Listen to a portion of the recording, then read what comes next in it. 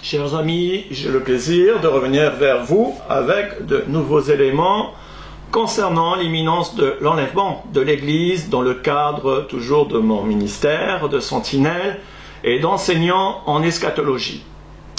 Cette vidéo fait suite évidemment aux précédentes vidéos de cette année et plus particulièrement de la dernière vidéo numéro 70 concernant le timing des événements prophétiques des derniers 75 jours de la période des 1335 jours dont il est question dans le livre de Révélation du prophète Daniel, chapitre 12, verset 12.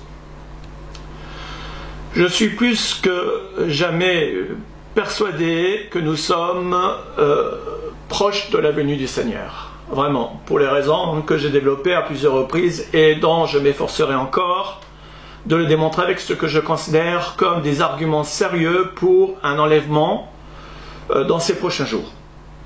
Aussi, je vais vous expliquer pourquoi j'ai intitulé cette vidéo « Alerte de la sentinelle, le matin vient et la nuit aussi ». Je ne pouvais raisonnablement pas l'intituler « Alerte à l'enlèvement », compte tenu des alertes spécifiques pour les disparitions d'enfants. Alors pourquoi cette alerte? Eh bien parce qu'à mon avis, la possibilité n'a jamais été aussi forte pour un départ imminent, comme en témoignent tous les indices dont je m'efforcerai de vous démontrer dans cette vidéo. Et c'est vous qui jugerez si cette alerte a été justifiée ou non, ou peut-être vous n'aurez même pas le temps d'y répondre. Dans tous les cas, je considère que toutes les conditions sont amplement réunies pour que je donne cette alerte. Alors à quoi sert une alerte si ce n'est de prévenir de l'éventualité d'un événement très important? Eh bien l'événement en question est le plus important qui soit au monde avec tout ce qu'il implique. Et quant aux conditions qui justifient cette alerte, je vous en laisse donc seul juge en vous invitant de mettre de côté vos préjugés et de prendre votre mal en patience pour visionner cette vidéo jusqu'au bout. Alors avant de commencer cette vidéo, j'aimerais faire une fois de plus une mise au point concernant mon ministère et les datations des événements prophétiques que je vous expose depuis des années.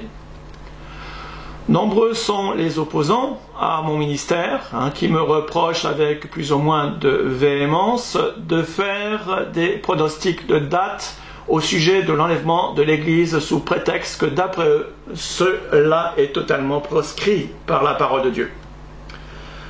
Dans un certain sens, je peux comprendre aisément leur réaction puisqu'ils sont convaincus de leur interprétation concernant les écrits de la Bible à ce sujet. Nous sommes au moins d'accord déjà sur un point.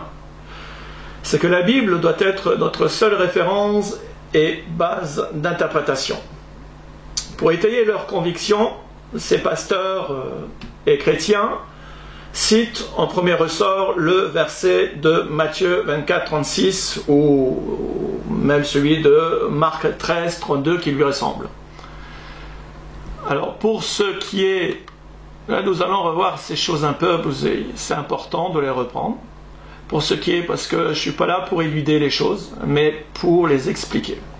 Alors pour ce qui est du jour et de l'heure, personne ne le sait, ni les anges des cieux, ni le Fils, mais le Père seul. La Bible n'a pas été écrite pour des théologiens, mais pour ceux qui ont soif de vérité, même si le Saint-Esprit a distribué des ministères pour l'édification de l'Église, comme notamment des pasteurs et docteurs. Néanmoins, le principe élémentaire de toute interprétation d'un texte, quel qu'il soit, est de prendre en compte les différents contextes du récit, et c'est d'autant plus vrai pour la Bible qui est cohérente et parfaite dans tout son ensemble, car elle ne peut se contredire. Laissez-moi vous dire combien je suis surpris avec quel acharnement on me cite cette référence biblique dont le contexte n'a aucun rapport avec le jour de l'enlèvement de l'Église.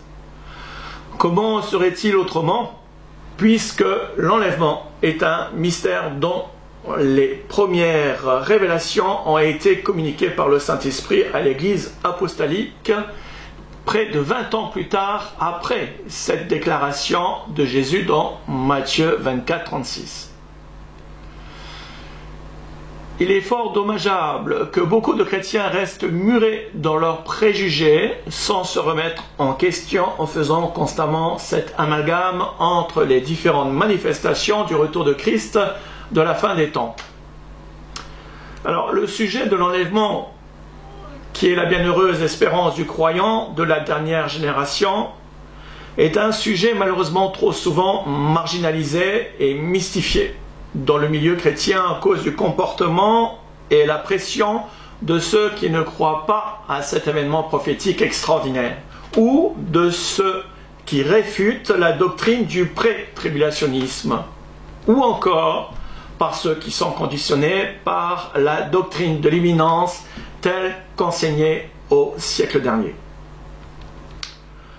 Tout cela a pour conséquence de renfermer la plupart des chrétiens sur eux-mêmes, en se forgeant des faux préjugés et de sous-estimer le caractère urgent pour l'Église de prendre conscience de l'imminence de la venue du Messie et d'en faire même une priorité absolue quand toutes les conditions prophétiques sont réunies, comme c'est le cas en ce moment.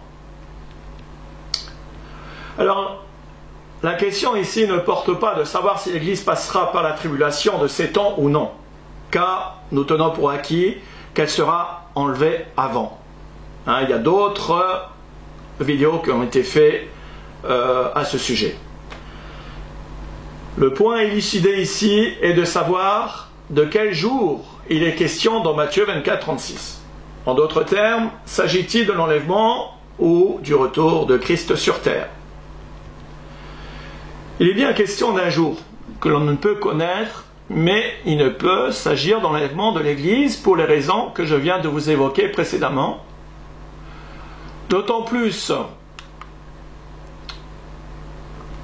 qu'une lecture attentive des textes ne laisse aucune ambiguïté quant au contexte de ce jour-là. En effet, les versets 27 à 31 du même chapitre de Matthieu 24 stipulent le contexte de ce jour comme étant celui de la venue de Jésus sur terre. Aussitôt après ces jours de détresse, le soleil s'obscurcira, la lune ne donnera plus sa lumière, les étoiles tomberont du ciel et les puissances des cieux seront ébranlées. Alors le signe du Fils de l'homme paraîtra dans le ciel. Toutes les tribus de la terre se lamenteront et elles verront le Fils de l'homme venant sur les nuées du ciel avec puissance et une grande gloire. Il y a plein d'éléments dans ce texte qui permet de situer le contexte précisément.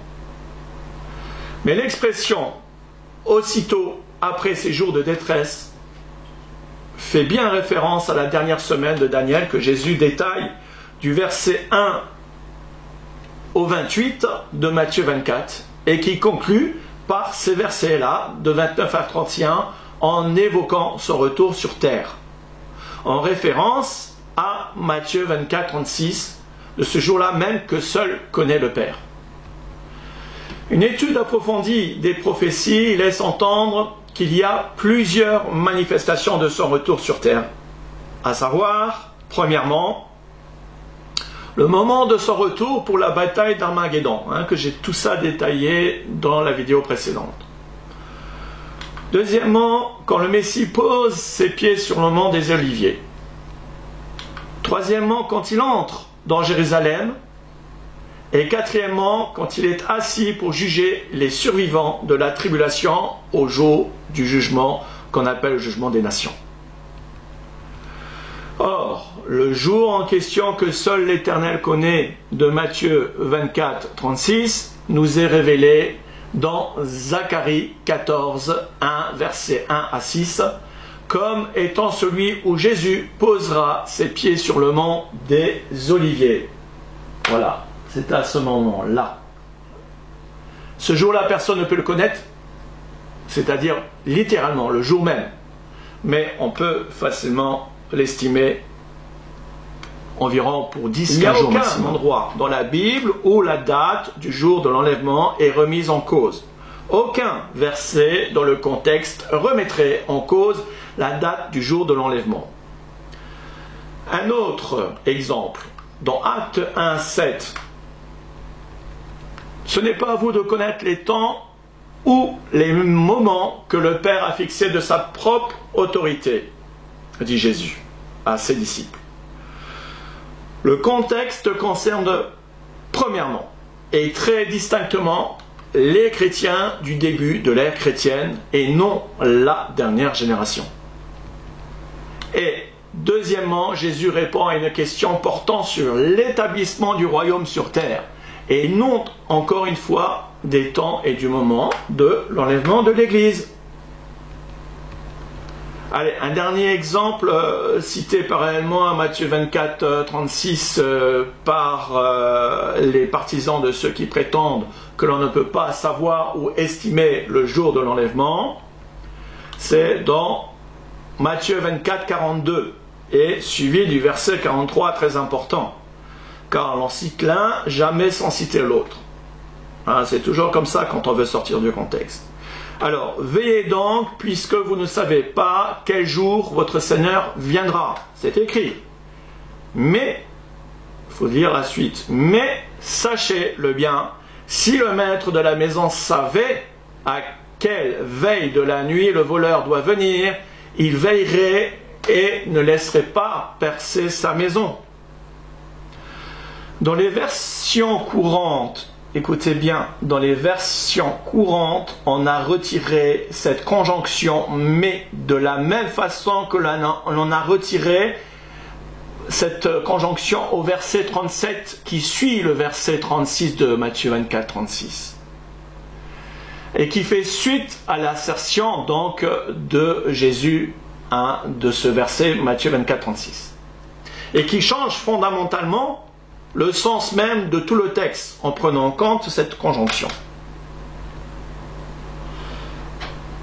Par cette conjonction « mais », nous sommes invités au contraire de chercher à savoir dans la persévérance et la vigilance. Car toute l'attention se porte sur le mot « savoir » qui revient 2 fois dans ce verset-là. Et je me suis déjà expliqué sur toutes ces choses d'une manière plus approfondie, mais entend celui qui veut bien entendre et comprendre celui qui veut bien comprendre.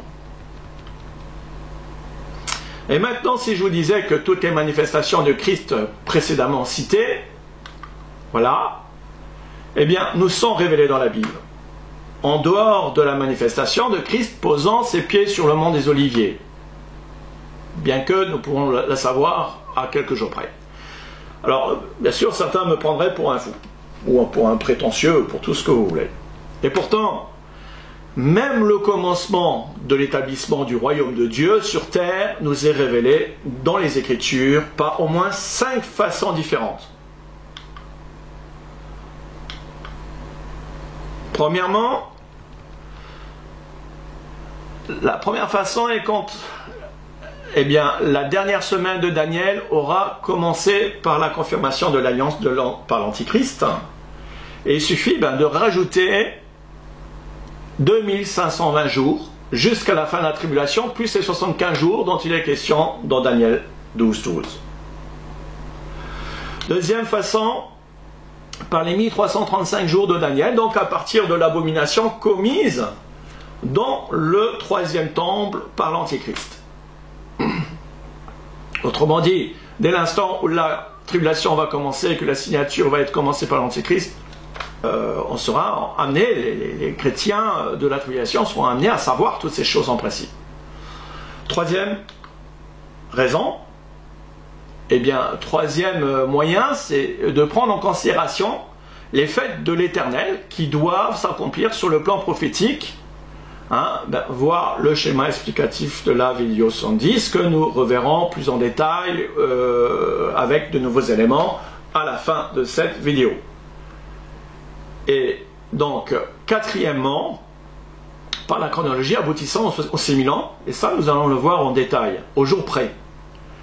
Et cinquièmement, par les 2300 ans de la prophétie de Daniel 8, également. Alors, autant de points que je vous propose de développer dans cette vidéo qui aboutissent aux 6000 ans et des différents événements prophétiques s'y afférents.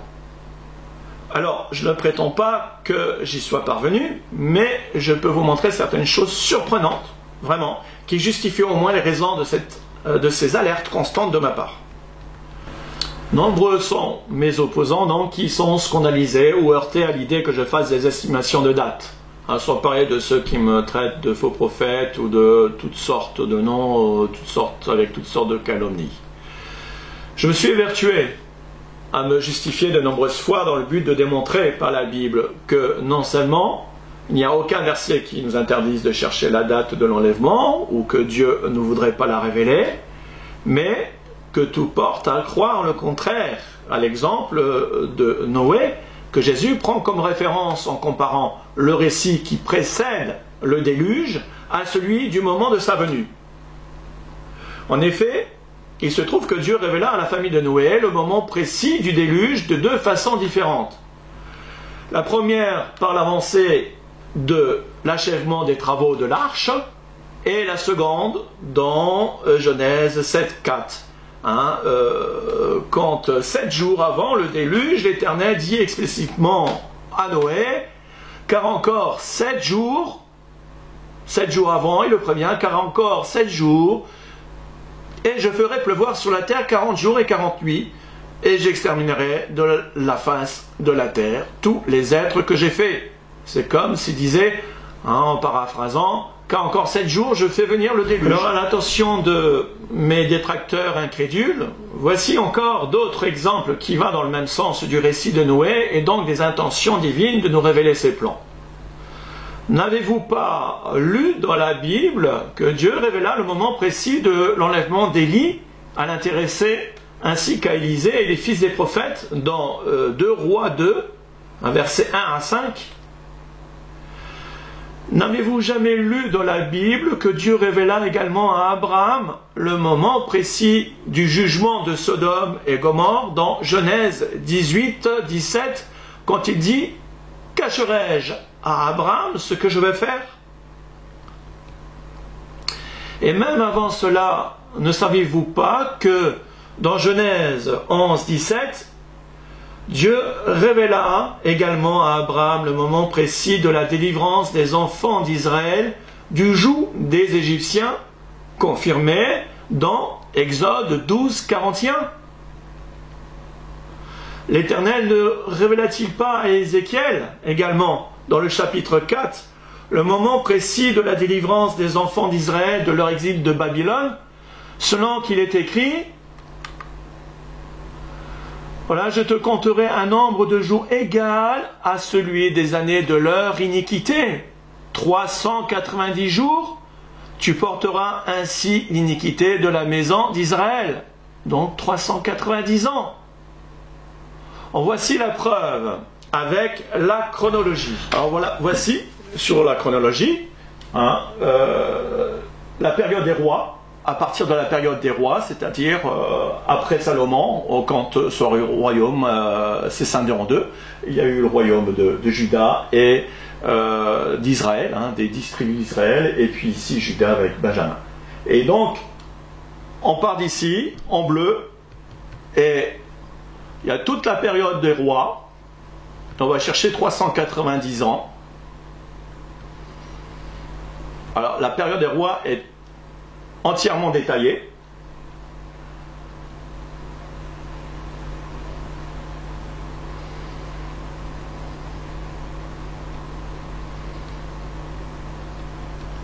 Voilà. Et on arrive donc à la fin de l'exil, précisément.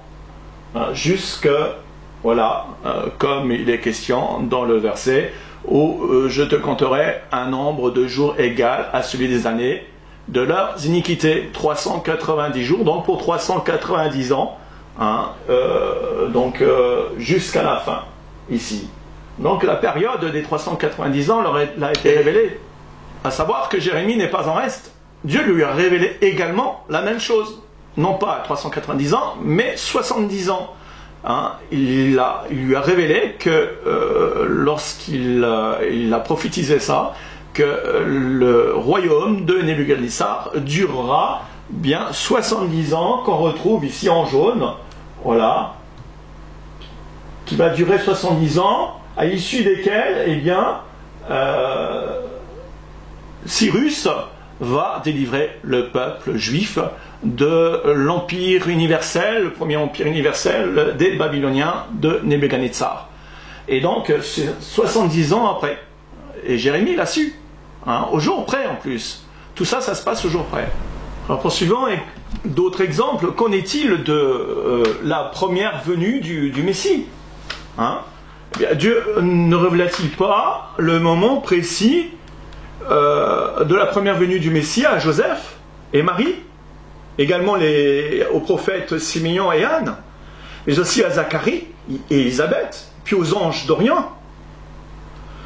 Et pour votre information, Dieu a même annoncé par Daniel le moment précis de la mort du Messie, au jour près, par les 62 semaines, soit 434 ans, qui font exactement 156 240 jours, que l'on retrouve avec précision dans la chronologie que je viens de vous montrer, et dont je reviendrai tout à l'heure, parce que c'est important.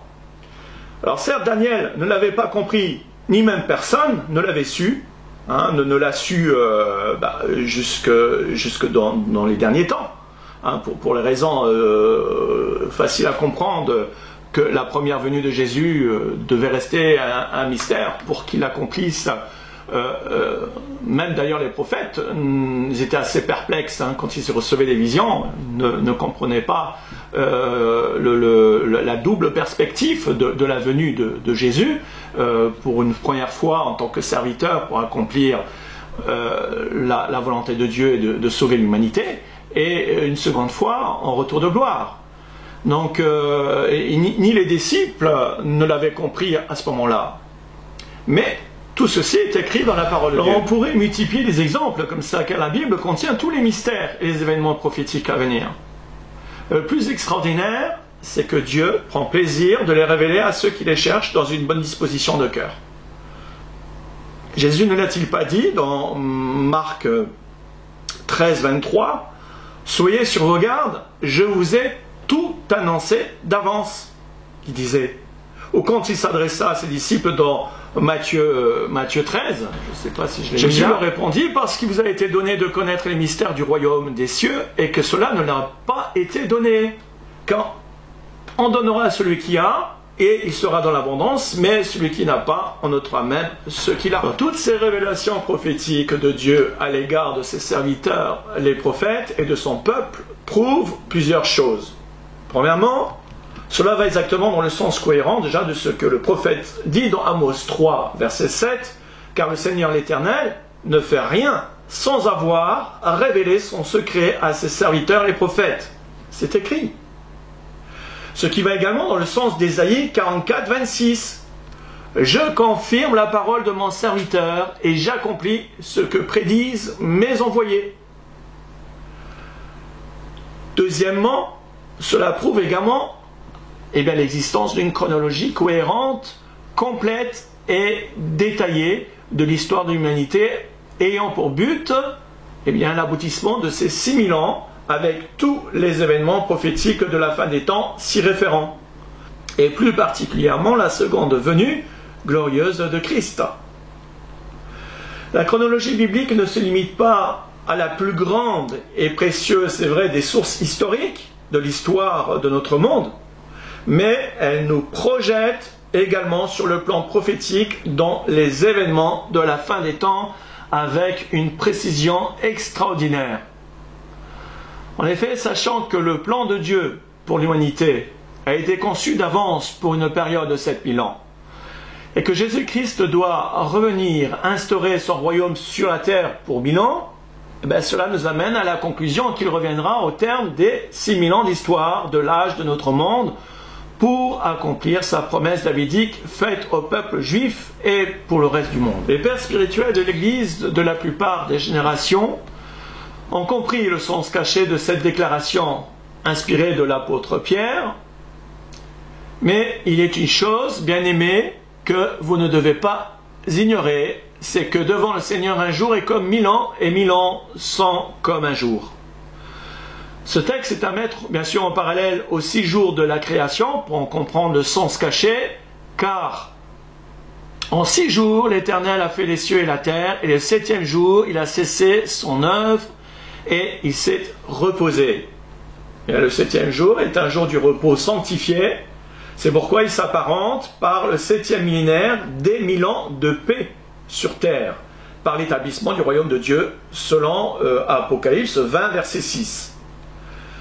Par conséquent, les 6 premiers jours correspondent, forcément aux 6000 ans de la chronologie biblique, à l'issue desquels le Messie doit revenir instaurer justement la paix pour le millénium. Cette théorie des 6000 ans, profondément ancrée dans les enseignements des pères spirituels, semble malheureusement être remise en cause par notre génération, voire même complètement ignorée. Et pourtant, la chronologie des 6000 ans est entièrement justifiée par toutes les références bibliques, historiques et prophétiques. De plus, elle est amplement confirmée par plusieurs prophéties à compte à rebours dans la Bible, à savoir justement la prophétie de Daniel 8 des 2300 ans, la prophétie également de Daniel 9 concernant les 3 phases des 70 semaines et des 75 jours de la période des 1335 jours. Alors, chers amis chrétiens, je vous invite tous à reconsidérer sérieusement cette question des 6000 ans et pourquoi pas de consulter ma chronologie sur laquelle j'ai travaillé durant ces temps que vous pouvez comparer avec d'autres chronologies. Voilà. Après ce qui vient maintenant d'être démontré et résumé en peu de mots, chacun doit en tirer ses propres conclusions. Pour ma part, puisque rien dans la Bible ne s'oppose à chercher la date, et que bien au contraire, tous les exemples bibliques nous y invitent, je crois que cette légitimité de chercher la date comme un trésor est amplement justifiée. De plus, quelle est la future promise qui ne voudrait pas savoir légitimement quand son futur époux doit revenir pour ses fiançailles après un long voyage de préparation pour les noces? Le fait même que les vierges vont à la rencontre de l'époux après avoir entendu le cri de minuit ne prouve-t-il pas que l'imminence de sa venue est liée au fait de savoir quand il vient? Réfléchissez à ça. En effet, le cri de minuit, se traduisant littéralement par « voici l'époux », suivi de cette injonction « allez à sa rencontre ». Ce cri n'est-il pas la preuve indubitable que cette expression « voici l'époux » est l'effet même d'un moment précis donné? Et oui, c'est même écrit sur le minuit.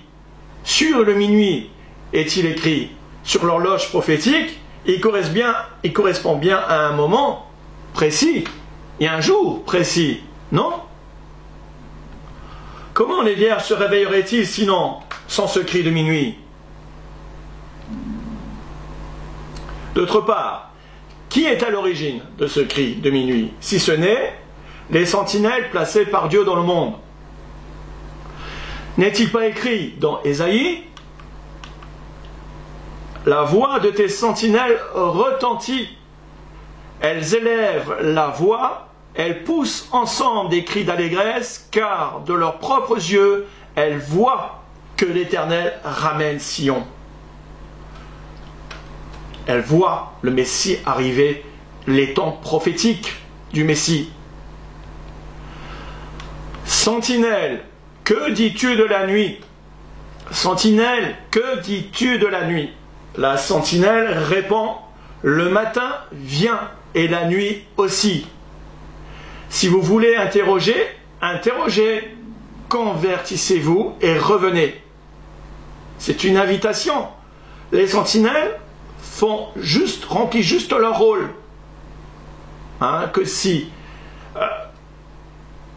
Qui consiste à dire ce qu'ils voient et ce qu'ils entendent. C'est leur responsabilité. Que s'ils ne font pas, ça leur sera reproché et avec les conséquences pour la sentinelle. Et qu'ils écoutent ou qu'ils n'écoutent pas, dit l'Éternel. Dis-leur, annonce-leur. Le matin vient. Le matin, là, fait allusion à l'étoile du matin qui va se lever dans notre cœur au jour de Christ. Comme c'est écrit dans 1 Pierre dont 2 Pierre 1, verset 19, je crois. Et la nuit, dont il est question ici, sont les ténèbres qui viennent sur ce monde, symbolisant le jour de l'Éternel ou le jour du Seigneur, qui est son équivalent. Jérémie n'a-t-il pas prophétisé sur le peuple rebelle? J'ai mis près de vous des sentinelles. Soyez attentifs au son de la trompette. Mais ils répondent, nous n'y serons pas attentifs. Terrible. Quels sont les traits caractéristiques d'une vierge réveillée par le cri de minuit? N'est-ce pas le fait d'aller à la rencontre de l'époux, se concrétisant par une attente ardente de sa venue jour après jour? Et ce n'est pas... Il y a plusieurs façons d'attendre, il est vrai.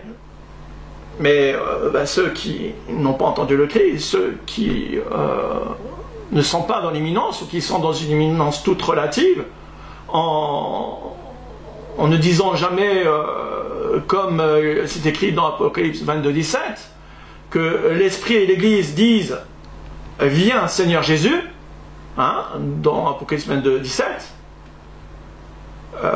ces choses sont écrites. Si vous ne dites pas ça, vous n'êtes pas réveillés. C'est pour ceux qui sont réveillés en ce désir ardent de tous les jours. Viens Seigneur, parce qu'ils n'en peuvent plus. Viens Seigneur, et parce qu'ils veulent être avec le Seigneur tous les jours. N'est-ce pas écrit toutes ces choses dans la parole de Dieu? Êtes-vous de ces vierges qui disent « Viens Seigneur Jésus » ? Ceux qui ne sont pas dans l'état d'esprit de dire spontanément et régulièrement Maranatha, qui veut dire « Viens Seigneur », sont soit des vierges qui n'ont pas ou plus d'huile, ou soit des chrétiens qui n'ont pas entendu le cri de minuit, en espérant qu'ils ne soient pas dans un état d'esprit comme décrit dans la parole du festin des noces, en déclinant l'invitation du grand roi parce que trop occupé, n'est-ce pas, par les choses du monde. Alors je ne dis pas, il y a sûrement des chrétiens de par le monde qui ne se rendent pas compte que nous sommes dans l'imminence.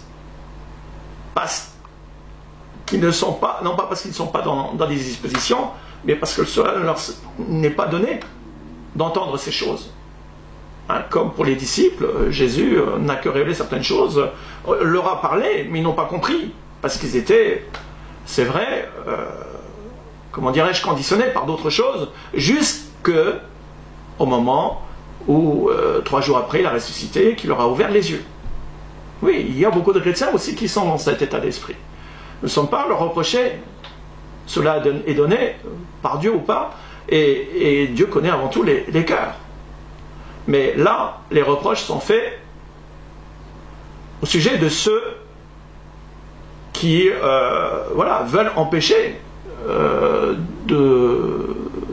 aux chrétiens réveillés d'aller à la rencontre, en disant que tout ça est faux. Alors que nous sommes dans une situation d'urgence là.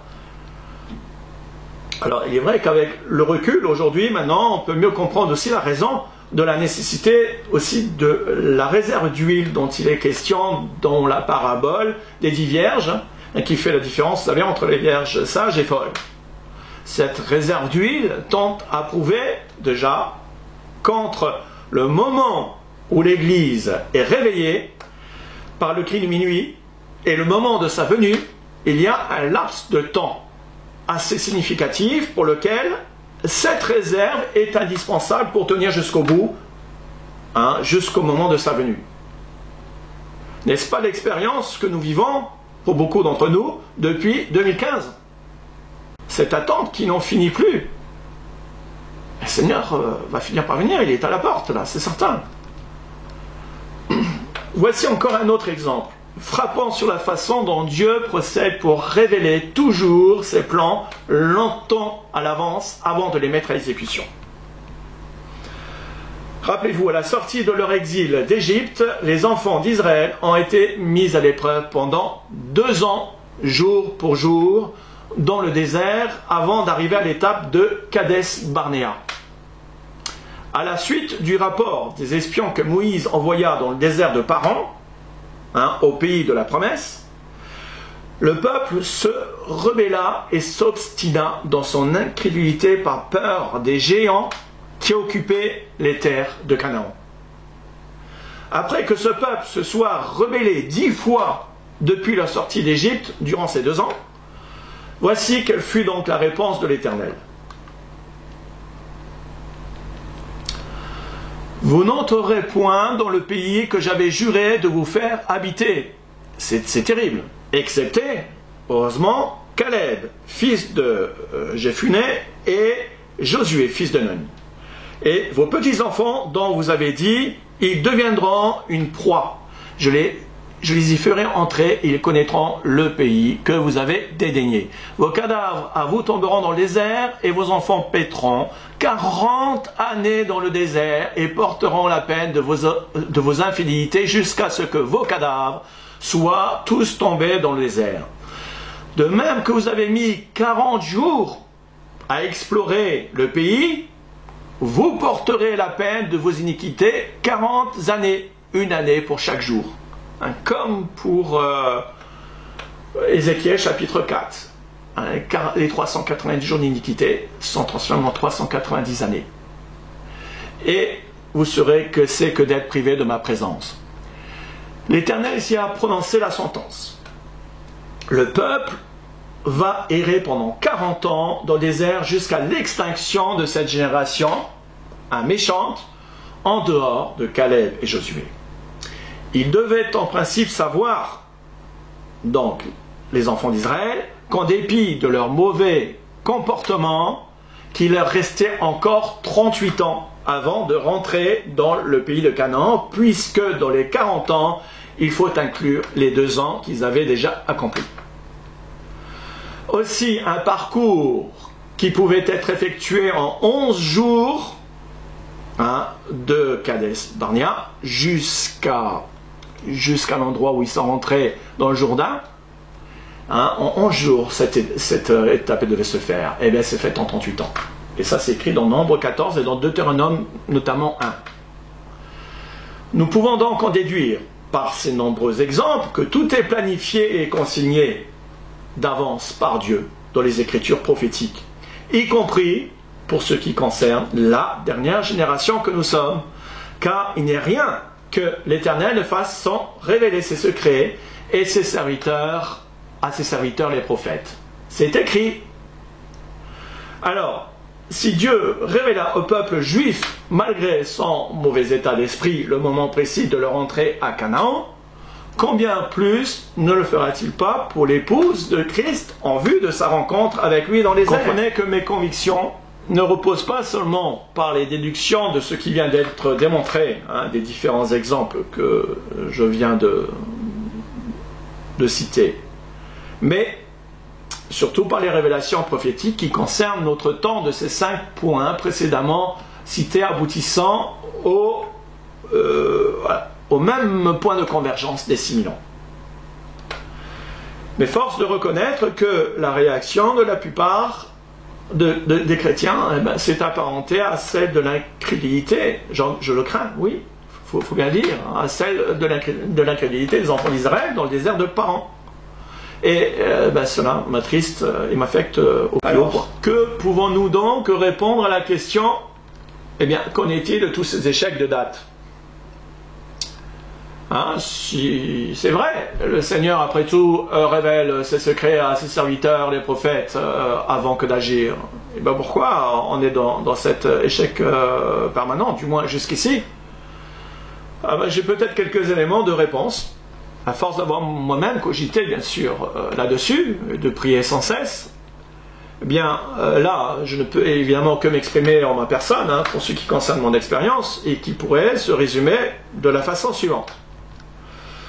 L'imminence que je prêche depuis ces 7 ans maintenant repose en la substance d'une part sur la reconstitution de la chronologie des 6000 ans et d'autre part sur la révélation des prophéties aboutissant aux événements prophétiques de la fin des temps et dont on ne peut ignorer leur existence du fait de leur compte à rebours.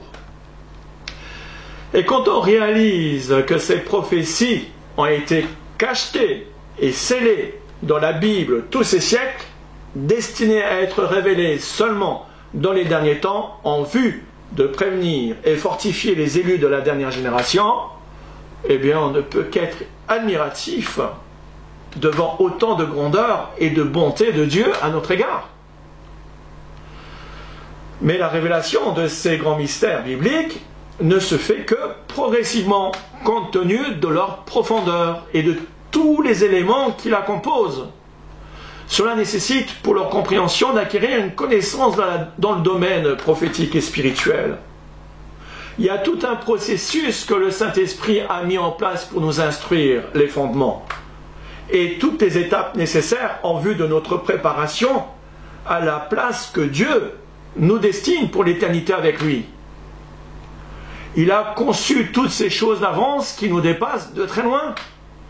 Regardez, il suffit de voir combien d'explications en amont que je dois prendre pour pouvoir expliquer certaines choses et pour les conclure. Donc ça ne se fait pas du jour au lendemain.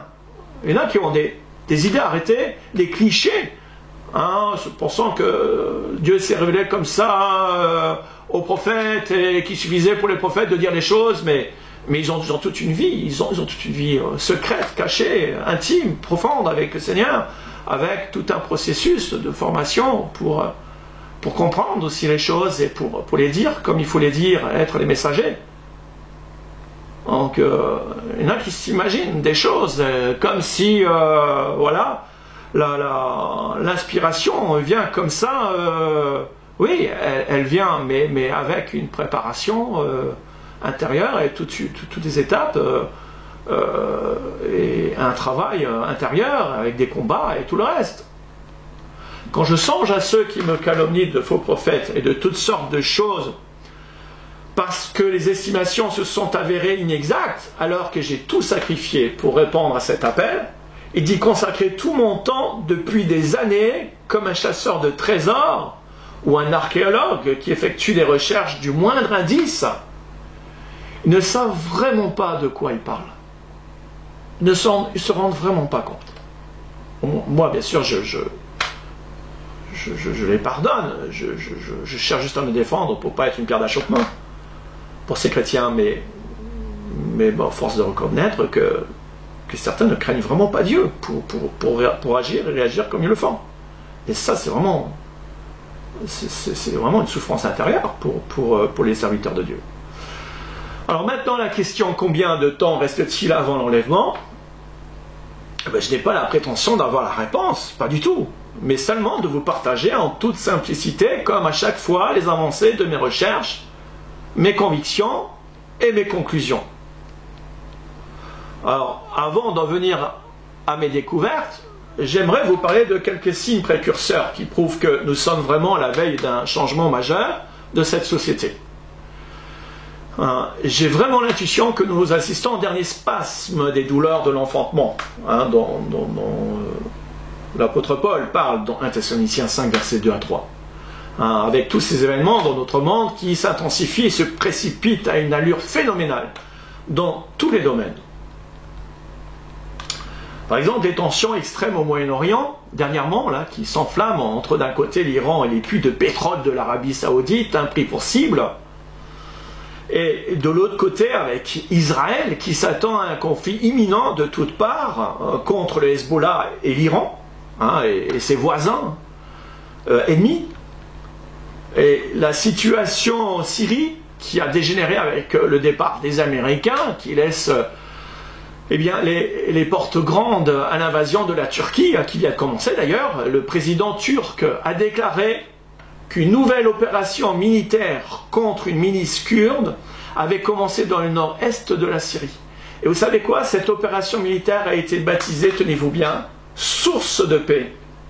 Franchement, quelle audace et folie de cet Erdogan. Il y a les banques centrales aussi qui paniquent, vraiment plus que jamais là. À l'exemple de la Deutsche Bank, ou comme la Commerzbank, qui ont perdu 95% de leur valeur boursière. Des grosses banques qui pèsent sur l'Europe. Et la Fed, qui injecte depuis des semaines, chaque jour, des liquidités à hauteur de milliards de dollars pour éviter que le système s'effondre. Et les spécialistes financiers parlent eux-mêmes de signes précurseurs vers un chaos imminent. Alors je sais qu'on entend parler ces choses depuis 2015 et même avant, mais je peux vous dire qu'elles se sont gravement accentuées et intensifiées à un point que vraiment les experts n'arrêtent pas de crier aussi, de faire des alertes. Et que dire du Brexit? Eh bien, les banques sont en train de se préparer en cas de tempête financière dès le 21 octobre. J'ai lu un article. Car ils ont peur d'être pris d'assaut par leurs clients. Si la date clé du Brexit reste fixée au 31 octobre, de fortes turbulences pourraient agiter les marchés financiers dès le 21 octobre, date à laquelle une sortie du Royaume-Uni et de l'Union européenne sans accord négocié risque de devenir définitivement inévitable. C'est ce qu'expliquent les banquiers. Selon 5 sources du secteur, il y a des plans d'urgence sont déjà même prêts afin de faire face à un mouvement de panique affectant les actions et les obligations et les devises dès le lundi 21 octobre. Et des traders se préparent à manger et dormir sur leur lieu de travail pour assurer une permanence 24 heures sur 24 à partir de cette date. La loi dite, il y a une loi qui a été sortie, qui vient de sortir, Ben Halt, adoptée par le Parlement britannique le mois dernier, prévoit que si Londres n'a pas conclu un accord avec les autres pays de l'Union européenne lors du Conseil européen le 17 octobre, retenez cette date, le Premier ministre Boris Johnson devra solliciter un report du Brexit au plus tard le 19 octobre. Les députés doivent se réunir en séance extraordinaire ce jour-là, qui est un samedi, alors que la Chambre des communes ne siège habituellement pas le week-end pour débattre de la suite des événements. Et si Boris Johnson refuse de demander un report, le scénario du no deal, qui d'après les sources bancaires sera alors l'issue la plus probable. Et l'ouverture de la bourse du lundi qui doit suivre, le lundi 21 octobre, pourrait donc être marquée par d'importants mouvements des marchés dont les experts redoutent fortement à ce moment-là l'effondrement, entraînant la faillite de beaucoup d'entreprises. C'est très sérieux ces choses-là qui sont en train de se passer. On n'a pas conscience, nous, citoyens lambda, de ces choses, mais pour ceux qui s'y intéressent et pour nous qui, en plus, en tant que sentinelles, ont conscience et sont à l'écoute de tous les signes et tous les indices qui sont en train de se cumuler, mais d'une manière incroyable, là, il faut vraiment être à l'écoute. C'est le moment de vous remettre tous en question. Un autre signe. Que dire de la saga en Israël? Le seul pays au monde qui, après 2 élections en moins d'1 an, se retrouve sans gouvernement officiel. Ça ne pouvait qu'être Israël.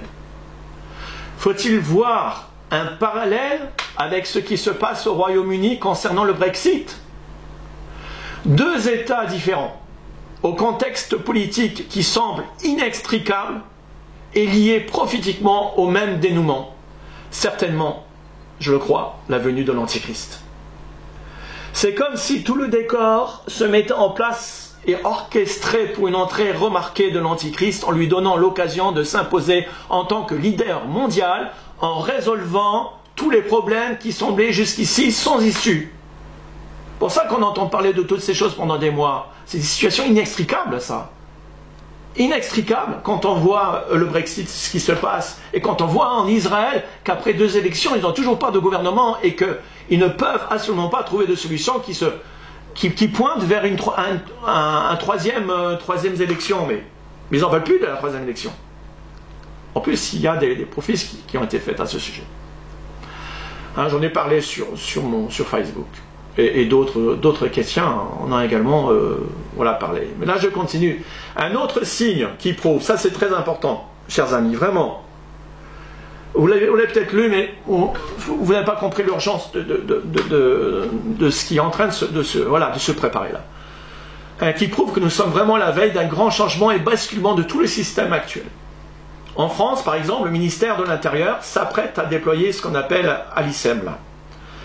Le procédé ALICEM, une solution d'authentification par reconnaissance faciale auprès de différents services publics et privés.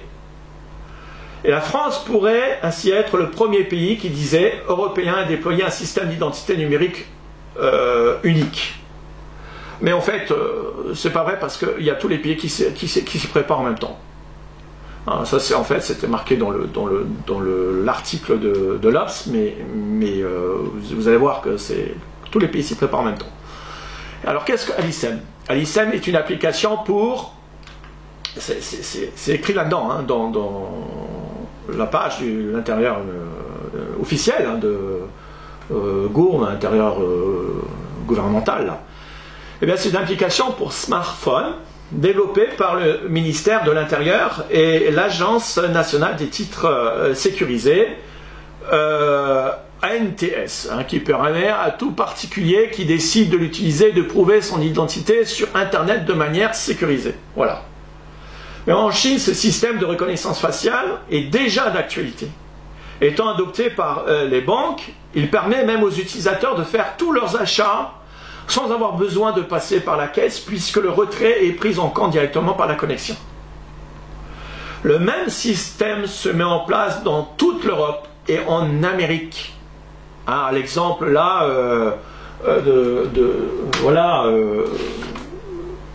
voilà le terminal à New York, je sais qu'ils ont pour 500 personnes, je crois, en espace de 20 minutes, ils ont passé 500 personnes avec ce système. Vous pensez bien qu'il y a des avantages et qui va se démocratiser partout.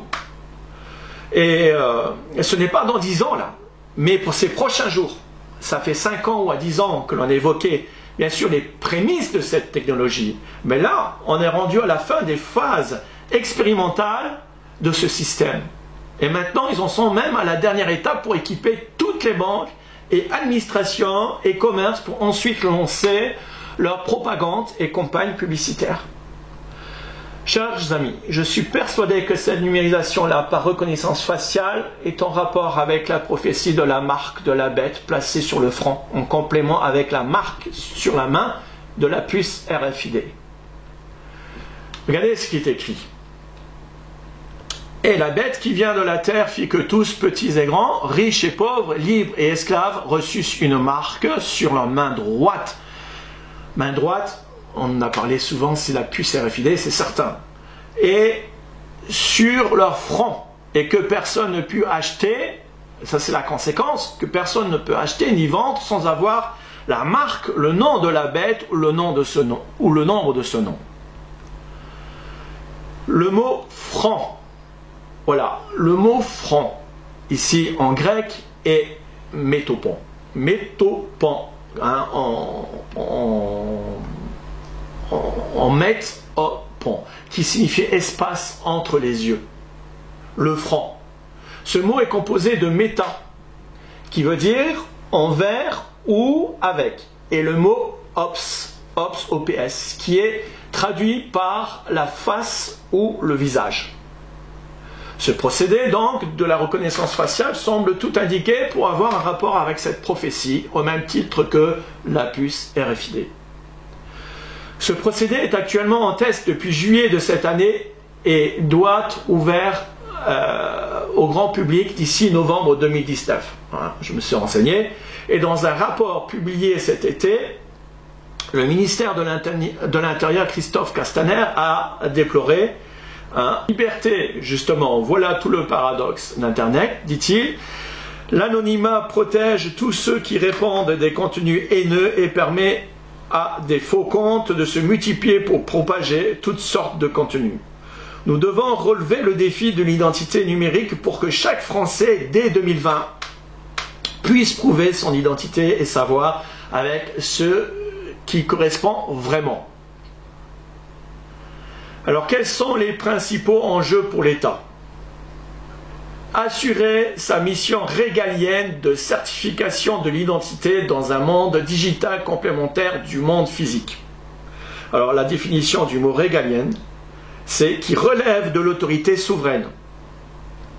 Al-ISEM est ainsi la préfiguration d'un système plus large d'identité numérique en cours de conception dans le cadre du programme interministériel mis en place en janvier 2018 déjà, vous voyez, donc ils sont fin prêts, hein, par le ministère de l'Intérieur et la ministre de la Justice et le secrétaire d'État chargé du numérique.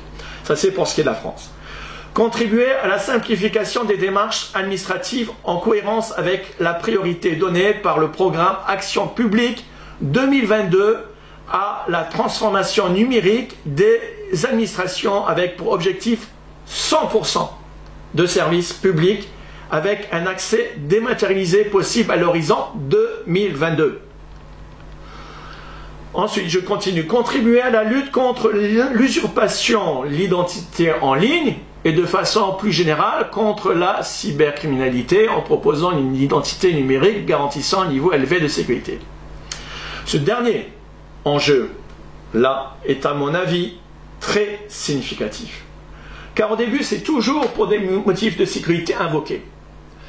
Mais une fois accepté et démocratisé, comme toujours, eh bien, le gouvernement mondial, à ce moment-là, puisque à l'horizon 2022, ce sera ça, le gouvernement mondial imposera ce procédé de reconnaissance à toute la population. Et tous ceux qui s'y opposeront seront considérés comme ennemis du nouvel ordre mondial et donc potentiellement dangereux pour la société. Ce procédé s'apparentant à la marque de la bête sera dans la première période de la tribulation fortement suggéré en vantant ses mérites et avantages, comme d'ailleurs ça a commencé, pour ensuite être imposé lors de la grande tribulation.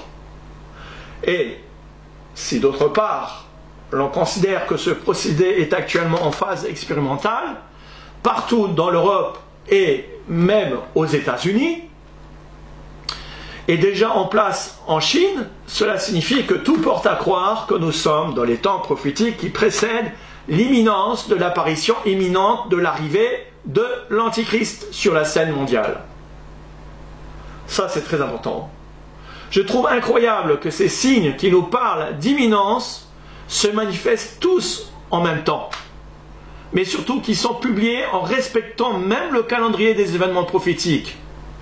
En effet, autant en France qu'aux USA, par exemple, tout ce système technologique biométrique sera généralisé à l'horizon 2022-2023, comme précisé dans leur propre publication, coïncidant exactement avec la dernière période des 1260 jours pour la phase finale, quand ils décideront d'imposer cette marque à l'ensemble de la population mondiale, comme dans Apocalypse 13. Il y a vraiment un timing dans tout ce que nous lisons, dans tout ce que nous entendons, à partir du moment où on a les yeux ouverts. Bien sûr, faut-il encore avoir les yeux ouverts. Mais vraiment, il y a un calendrier prophétique là qui nous est même révélé. Qui nous est révélé. Et ça, c'est le travail des sentinelles. Mais faut-il encore que le peuple entende. En d'autres termes, si ce système biométrique là sera généralisé à toute la société en 2022-2023, comme il l'affirme, et comme c'est même évident, puisqu'ils veulent faire accélérer les choses, eh bien, il finira par être imposé à ce moment-là. Ce qui signifie que par déduction élémentaire, que la dernière semaine de Daniel devrait débuter en fin 2019, 2022, 2023. Plus 3 ans et demi, cela donne bien 2026-2027. Pour le déroulement de la grande tribulation, de 2023 à 2026. Eh bien, moins les 3 ans et demi à partir de 2023, on arrive bien fin 2019. Ou, comme j'ai dit, voire début 2020. Pour en principe le commencement de la 70e semaine de Daniel, c'est-à-dire au début de la tribulation. Par conséquent, l'enlèvement est imminent. Voici encore un autre signe qui parle de l'imminence au vrai sens du terme, donc qui est vraiment sur le point d'arriver dans les jours ou semaines à venir et qui va exactement dans le même sens. Une nouvelle technologie de pointe a fait son apparition dans les hologrammes, dont le principe est non seulement de multiplier à volonté la doublure d'une personne à différents endroits de la planète si l'on veut, en même temps, mais en plus d'adapter, et c'est ça qui est nouveau, les différents langages de tous les pays simultanément, Et d'une façon, de par comme la démonstration qui a été faite là, dans ce magazine, eh bien, de manière incroyable, les Chinois et les Japonais comprenaient exactement ce que cette Anglaise disait, au même moment. Alors qu'elle apparaissait comme pour en vrai à plusieurs endroits. Alors tout porte à croire que c'est par ce moyen-là que l'Antichrist imposera son image pour être vénéré. Selon qu'il est écrit dans Apocalypse 13, encore une fois, « Puis je vis monter de la terre une autre bête », ça c'est le faux prophète, « qui avait 2 cornes, semblables à celles d'un agneau, et qui parlait comme un dragon. Et elle séduisait les habitants de la terre par les prodiges qui lui étaient donnés d'opérer en présence de la bête, de la première bête, donc qui vient de la mer, hein, qui est l'Antichrist, disant aux habitants de la terre de faire une image à la bête qui avait la blessure de l'épée et qui vivait. Cette blessure, c'est une blessure mortelle. Hein. L'Antichrist va mourir pour ressusciter à un moment donné. Et il lui fut donné d'animer l'image de la bête afin que l'image de la bête parlât. Et elle fit mettre à mort tous ceux qui n'adoraient pas l'image de la bête. Vous voyez, il lui fut donné d'animer une image de la bête, mais d'une façon, ça doit nous parler d'une façon exceptionnelle, de façon à ce que tout le monde puisse la voir en même temps. Et là, nous sommes en face au procédé, voilà, procédé qui le permet aujourd'hui, qui n'était pas vrai il y a quelque temps encore. Et tout se met en place en même temps. Je pourrais multiplier les exemples des signes manifestes annonçant l'imminence du terrible jour de l'Éternel, qui heureusement pour les élus sera précédé par le jour de Christ. Mais j'espère que toutes ces choses vraiment ne vous laissent pas indifférents, hein, car elles sont très sérieuses. Et c'est vrai, j'avais d'autres signes, plusieurs, vraiment beaucoup de choses encore à aller dans le même sens, mais là, je dois vraiment, absolument vous parler de mes indices, hein, de mes avancées, de mes recherches. Et donc, j'attire maintenant toute votre attention sur ce qui va suivre, car je crois que cette alerte a toute sa raison d'être et qu'elle pourrait bien être la dernière, ou à défaut de vous encourager en tout cas dans votre foi sur la réalité de l'imminence de l'enlèvement. Voici maintenant les points donc, que j'aimerais aborder dans la continuité de cette vidéo et même les précédentes qui ont été faites. Alors, la prophétie de Daniel 9, 25 de cette semaine, je vais encore vous en reparler parce que il le faut et vous allez voir pourquoi, parce que ça va entraîner sur d'autres choses. Et la chronologie des 6000 ans, confirmée au jour près, alors ça vous allez voir d'une manière comme je ne vous l'ai jamais présenté encore. Et la prophétie de Daniel 8 des 2300 jours et matins, ou 2300 ans, eh bien, au jour près, également, pointant exactement comme la fin des 6000 ans. Ça, vous allez voir, c'est surprenant. La datation, ouais, donc troisièmement, et quatrièmement, la datation des événements prophétiques s'inscrivant dans le contexte des derniers 75 jours de la période des 1365 jours, avec un nouveau tableau que je vous ai préparé. Commençons par faire un point sur cette prophétie du compte à rebours des 7 semaines, dont je rappelle que cette phase aboutit en principe directement à la manifestation du Messie en rapport avec l'enlèvement de l'Église. Et pour nous en rassurer, voici plusieurs raisons. Alors, je me reprends parce que peut-être que d'autres n'ont pas bien compris ou qui n'ont pas encore réalisé ces choses et qui sont à écouter cette vidéo. C'est important. Alors, voilà, cette prophétie de Daniel 9, 25, à 25, 26, même qui commence à 24. Alors, des 70 semaines est subdivisée en 3 phases, et non en 2, contrairement à l'idée reçue des théologiens qui sont restés sur l'ancienne interprétation des 2 phases. Mais c'est 2 phases qui demandaient en fait qu'à évoluer dans les derniers jours, avec de nouvelles révélations.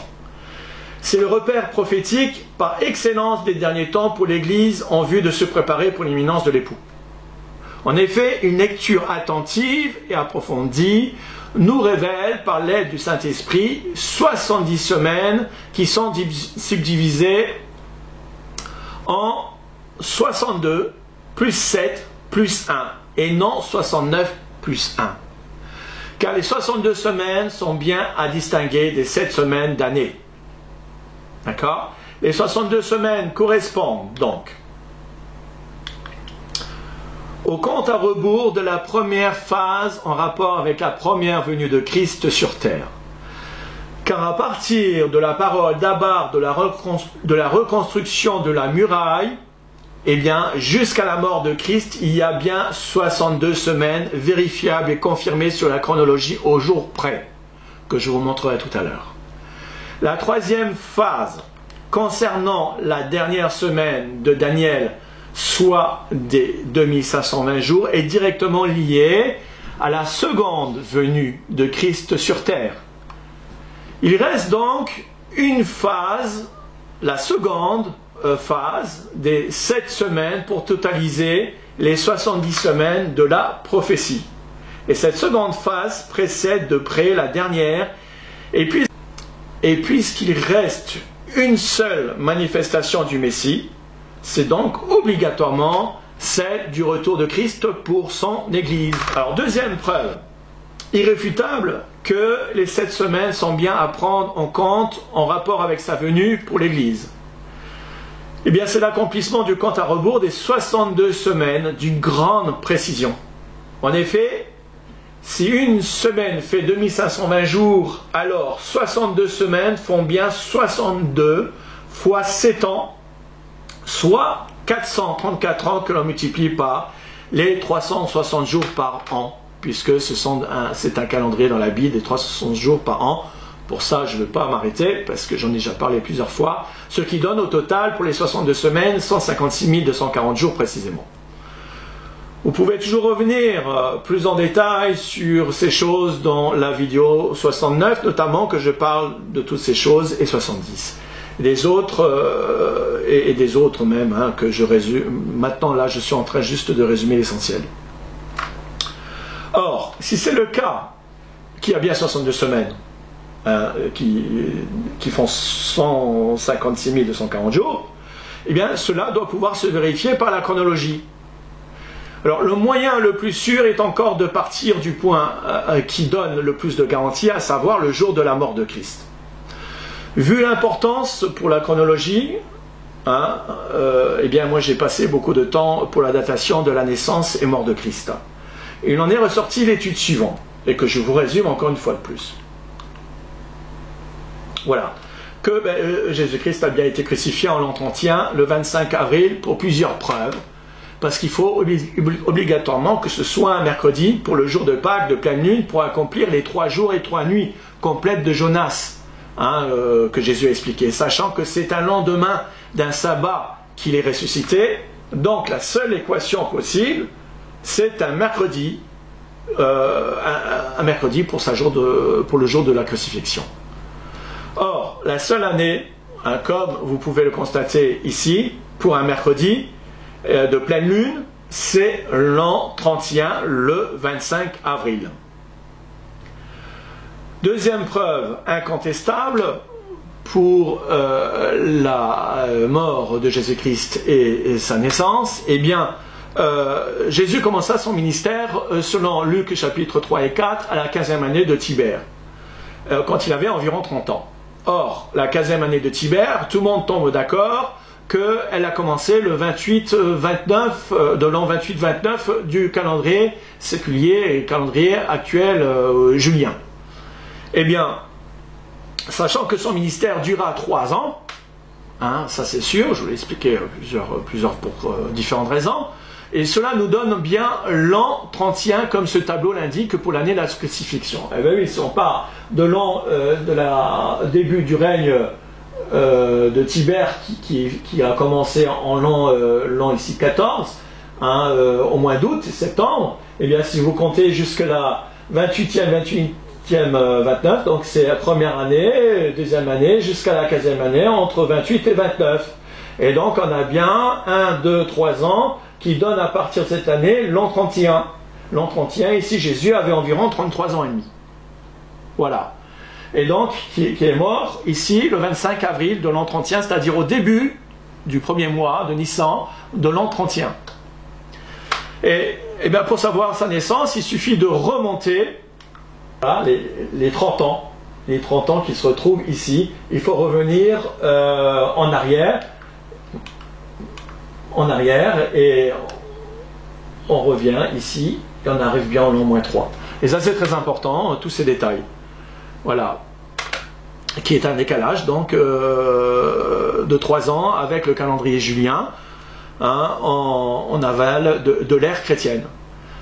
Alors pour les autres arguments, j'en ai plein d'autres hein, qui justifient ces datations-là, eh bien je vous renvoie dans les vidéos concernées, je ne sais plus laquelle c'est, mais voilà. Mais je vais vous donner une autre preuve qui est vraiment la plus incontestable de toutes. En partant de la date identifiée de sa mort, le mercredi 25 avril 31, eh bien on arrive, tenez-vous bien, exactement aux 156 240 jours pour la date du décret de Néhémie concernant le commencement des travaux des murailles. C'est-à-dire au 4 Av, hein, qui est en fait le 19 juillet de la 20e année d'Artaxerxès, qui est l'année 3544 d'Adam, ou l'année même 401 si on part à partir du début de l'ère chrétienne, hein, du calendrier julien. Date à laquelle le décret donc, de la reconstruction de la muraille a été donné, à la 20e année d'Artaxerxès, le 19 juillet, qui est le 4 Av. Eh bien, ça, c'est très important que je reprenne ces choses, car plus vous serez convaincu de cette preuve, plus vous le serez pour le reste. C'est la raison pour laquelle je m'efforce toujours à reprendre ces choses, car elles sont liées les unes aux autres, interdépendantes. Voilà, le but étant de démontrer la précision de la chronologie par rapport aux 62 semaines qui sont vraiment très importantes, parce que ça prouve la datation de la naissance et de la mort de Jésus, des 62 semaines, de la chronologie, de l'ensemble de la chronologie et de tout le reste. C'est vraiment très important d'avoir la précision. Donc, vous voyez, là on est dans la 20e année d'Artaxerxès, en vert, voilà. On part de la 20e année d'Artaxerxès. Et à partir de là, jusqu'à la mort de Christ, où on va partir plus précisément de la mort de Christ pour arriver à la 20e année d'Artaxerxès pour savoir. Et je vous propose donc de le faire en détail. Je vais préparer un petit tableau. Voilà, on va partir de l'an 31, ou alors réajuster de l'an 34, hein, puisqu'il y a 3 ans de différence, que j'ai rajouté 3 ans ici. Donc on va partir d'ici. Là, j'ai mis en correspondance les années juliennes. Hein, on a multiplié par 360 et on a divisé par 365,25 pour avoir la correspondance. Donc, je pars de l'an 31, le 25 avril hein, de l'an 31, qui est le 15 de Nissan, date présumée, ou en tout cas date confirmée pour moi de la mort de Jésus, parce que nous allons voir que du 25 avril jusqu'au 1er, donc au 1er janvier, il y a 114 jours exactement, jusqu'au 25 avril, donc qu'il faut retirer des 156 240 jours, hein, qui sont les 434 fois 360 jours. Ça donne bien 156 140 jours précisément. Donc il faut les retirer. Et ensuite on retire chaque fois, voilà, c'est simple, hein, on retire chaque fois 365,25. On le fait avec le calendrier julien qui est très précis. Donc on procède de cette façon, et avec le tableur c'est très facile, on ne se trompe pas parce on rentre le calcul et ça le fait tout seul, et on fait copier-coller pour tout le reste pour voir jusqu'où on arrive. Voilà. Et en fait ici c'est bien l'année 394 qui correspond. Il reste 174 jours. Le reste, il faut l'enlever. Voilà. Il reste 164,25 et en principe, il reste Voilà. Donc on arrive entre 394 et moins 394 et moins 395 pour l'année julienne. Et il faut savoir que il y a un an de moins pour l'astronomie, hein, puisqu'il y a un décalage d'un an avec le zéro. Donc il faut prendre en référence l'année moins 394 moins 1, ça fait bien moins l'année 393. Et qui correspond à l'année julienne pour dire que c'est l'année 401. Donc, eh bien, tout ça c'est vérifiable parce qu'on a 164 jours qui restent et 164 jours, si l'on prend, qu'est-ce que ça correspond 165 jours, pardon, 64 des poussières. Si on part du 31 décembre, pour arriver, eh bien, on arrive au 19 juillet. Et le 19 juillet, en principe, doit correspondre au 4 Av. Pourquoi le 4 Av? Parce que Néhémie 6, il est dit que la construction de la muraille a été faite en 52 jours, le 25 Elul. Et donc, si on enlève les 52 jours, on arrive au 4 Av, au début de la construction. Donc, si l'on prend le 19 juillet de l'année moins 393 de l'astronomie, nous devrions trouver, on va mettre moins 393 en astronomie, la nouvelle lune, c'est le 19 mars. Et le 19 mars, donc, qui dit nouvelle lune 19 mars, donc le 1er Nissan et le 20 mars. Et du 20 mars au 4 Av, ça doit correspondre. Et on va voir, si on prend le calendrier, un calendrier hébraïque, si on prend un mois de le 4 Av pour le 19, qui se trouve ici, on est au 4 Av, hein, c'est une année de référence, 2007, et on va voir quand est-ce que c'est le 1er de Nissan. Et le 1er de Nissan, il est bien le 20. Et c'est bien le 20 mars. Et donc, ça signifie quoi? Ça signifie qu'il y a 120 jours du mois de Nissan, quand Néhémie est parti, comme la Bible dit, est parti du mois de Nissan, pour arriver sur place 4 mois après sur Jérusalem, et il a fait son voyage de 120 jours. Comment on sait qu'il a fait un voyage de 120 jours? Puisque dans Esdras, il est indiqué que Esdras était parti au 1er mois pour arriver au 5e mois, exactement au même jour, et qu'il a fait également le même voyage et qu'il a mis 4 mois. Il a mis 120 jours. Et on a la preuve ici qu'au bout de 120 jours, on tombe exactement au moment où Néhémie demande à tout le monde que de construire la muraille. Et la muraille, on sait qu'elle a commencé le 4 Av. Tout correspond au jour près. Et ça c'est très important parce c'est la seule année, en réalité, la seule année qu'on peut trouver cette correspondance parfaite. Si vous partez par exemple pas de l'an 31, mais vous partez de l'an 32 au 33, au 34 ou 28, pour remonter 156 240 jours, vous ne trouverez jamais ce résultat aussi clair que ça, aussi précis au jour près. C'est la preuve que vraiment la chronologie est vraiment, je dirais, parfaite et exacte, vraiment au jour près. Et les 434 ans sont bien attestés. Alors la preuve étant établie pour les 62 semaines, on ne peut que conclure que les 7 semaines sont bien distinctes et attribuées à une autre période. C'est là que je veux en venir. Si vous êtes convaincu que les 62 semaines, par la chronologie comme je le suis, et qui m'a été vraiment révélée d'une manière très précise, eh bien, forcément les 7 semaines sont quelque part. Ce qu'il faut savoir, c'est qu'il n'y a aucune autre date, aucune autre année qui tombe de façon aussi précise que l'an 31 pour les 62 semaines. Ça, c'est très important. En conclusion, les 62 semaines attestent d'une part que la chronologie est exacte pour cette période, que les datations de la vie terrestre sont exactes et que l'année du décret est également certifiée au jour près. Toutes les autres années ne fonctionnent pas. Et donc toutes ces preuves tendent à justifier doublement notre interprétation des 3 phases. Voilà, troisième argument irréfutable concernant l'existence des 7 semaines aboutissant à l'enlèvement, puisque la prophétie des 62 semaines est authentifiée pour la période en rapport avec la première venue de Jésus, reste à vérifier si les 7 semaines sont bien attribuées au retour de Jésus, concernant l'enlèvement de l'Église.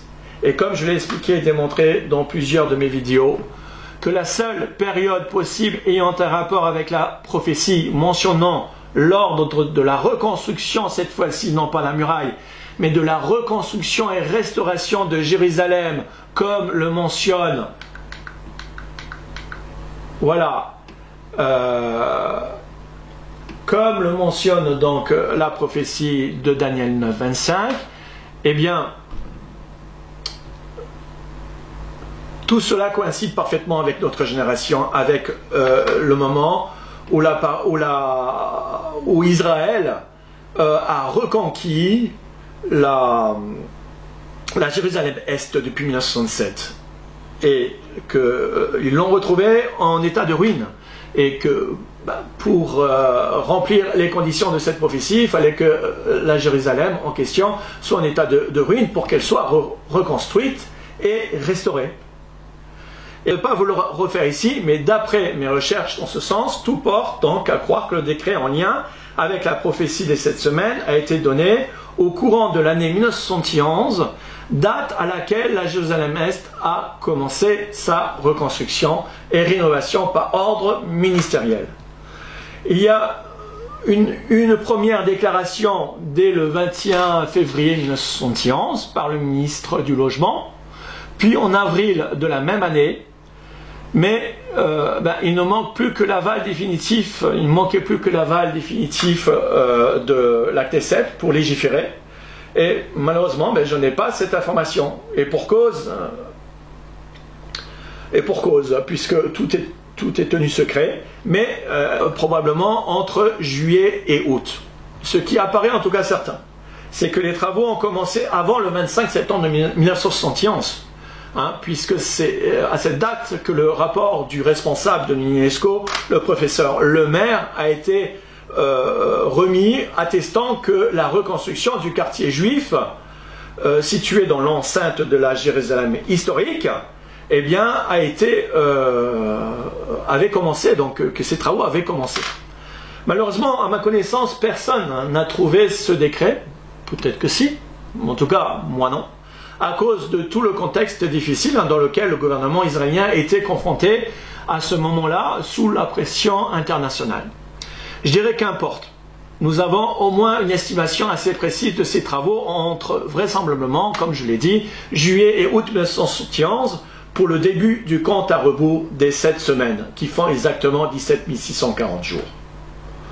En conclusion, si l'on part du principe que les travaux ont commencé vers juillet et grand maximum août 1971, on aboutit dernier carat, je dis bien dernier carat, entre octobre et fin novembre 2019.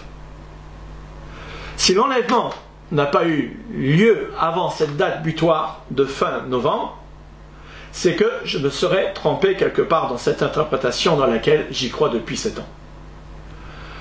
J'en prendrai toute la responsabilité. On verra bien. Mais attendez de connaître la suite, car il y a vraiment des coïncidences extraordinaires. La chronologie des 6000 ans. Nous allons parler rapidement, enfin non, nous allons nous arrêter sur la chronologie des 6000 ans. Voilà, au jour près. C'est bien simple, j'ai passé 3 semaines intenses à vérifier sur tableur Excel toute la chronologie sur 6000 lignes. Une ligne pour un an. Bon, en fait, c'est pas si contraignant que ça prend du temps. Avec le tableur, ça va relativement vite, mais ça prend du temps pour tout remettre en place. Mais si j'avais su, je l'aurais fait plus tôt, parce que j'ai vraiment découvert des choses intéressantes. Alors j'aimerais la passer en revue rapidement et vous montrer où j'en arrive dans mes 6000 ans précisément et qui se vérifie de plusieurs manières. Voilà, le tableur c'est formidable parce que voilà, quand on fait 1 et on fait ici 1 plus 1 égale 2 et ensuite on fait copier-coller, voilà, ça nous donne jusqu'au bout. Voilà, il n'y a aucune erreur possible avec un tableur, c'est ça qui est bien. Donc une fois qu'on sait maîtriser le tableur, moi je le maîtrise relativement bien parce que de par mon métier d'avant, quand j'étais commerçant, que je faisais ma comptabilité, je maîtrisais plutôt bien, même très bien le tableur, les calculs et tout ça. Donc c'est très facile et ça m'est très, très utile aujourd'hui. Surtout pour la chronologie, c'est vraiment très indispensable. Voilà.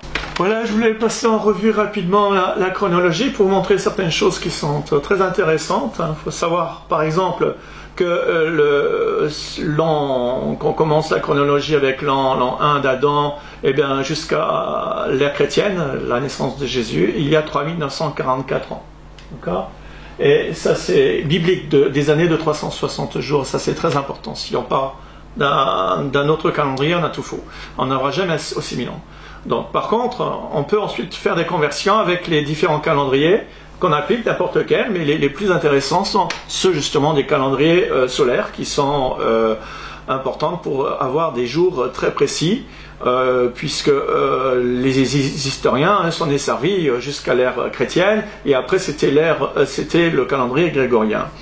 Donc, et le calendrier lunaire, il est également important dans la mesure où on peut, grâce au calendrier lunaire, à rechercher les lunes, etc.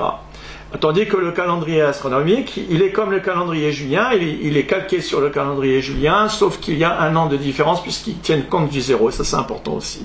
Bon, toutes ces données et tous ces calendriers permettent de déterminer des choses d'une manière très très précise.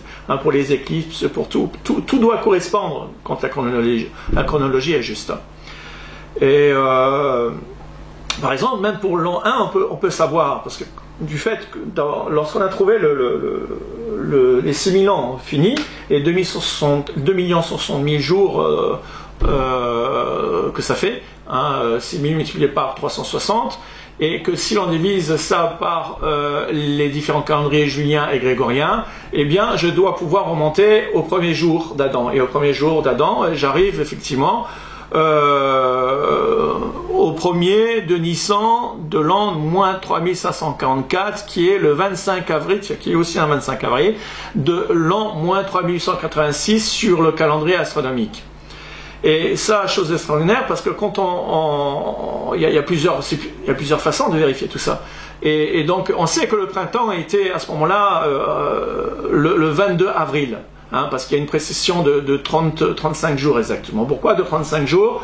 À partir du calendrier julien et du calendrier grégorien. En fait, il y a 80 jours en tout, mais lorsque on prend le calendrier julien, il y a un rattrapage de certains jours. Et le calendrier grégorien est encore plus précis. Or, pendant 3944 ans, on a pris le calendrier julien. Et après, on est passé au calendrier grégorien. Et entre les deux, il y a 30 jours de différence qu'il y a entre la première partie, c'est-à-dire de l'avant l'ère chrétienne. Il y a 31 jours, exactement, de différence. Et les 4 jours autres viennent de l'ère chrétienne. Parce que il y a eu 13 jours de rattrapage pour l'ère chrétienne, quand on est passé au calendrier grégorien, à la place de 16 jours. Ce qui fait 3 jours de plus. Donc 31 plus 3, ça fait 34. Et le 35e jour, c'est le jour de Josué qui s'est arrêté. Hein, dans Josué, je ne sais plus quelle partie. Ouais, tout ça pour vous dire que si je prends tous ces paramètres je tombe exactement au premier de Nissan du 25 avril 3886. Donc c'est quand même très précis et on peut le vérifier. Là, par exemple, il y a la nouvelle lune, c'est le 25 avril 3886. Donc j'arrive exactement au même résultat. Maintenant, ce que je voulais vous montrer, c'est passer en revue rapidement, parce que je ne veux pas non plus trop compliquer la chose, mais je vais aller directement en l'an 1156. On va commencer à partir de là. Vous allez voir, ça va aller très vite, hein, parce que je vais prendre les grandes lignes. Voilà. Qui est le déluge, parce que à ce moment-là, nous savons que Noé avait 600 ans. Et l'an 601, qui est la fin du déluge, qui a duré 370 jours exactement. Ça, je vous en avais déjà parlé. Mais là où je voulais en venir, c'est que 2 ans après le déluge, nous dit la Bible, que Sem avait 100 ans et qu'il a engendré donc son fils Arpachad. Et voilà, donc Arpachad, ensuite, à l'âge, lui, de 35 ans, a engendré Shélak. Shélak a engendré, lui, à l'âge de 30 ans, Héber. Vous voyez, etc. Ça, ce sont les patriarches de l'après-déluge. Et ça, c'est très intéressant parce qu'à un moment donné, on va arriver... on peut apprendre plein de choses, hein, notamment que le fils de Noé, Sem, a vécu encore, je crois, 500-600 ans après le déluge, et je crois qu'il est mort à la veille de la naissance d'Abraham. Donc, c'est pour vous dire, il y a des choses qui sont comme ça très intéressantes.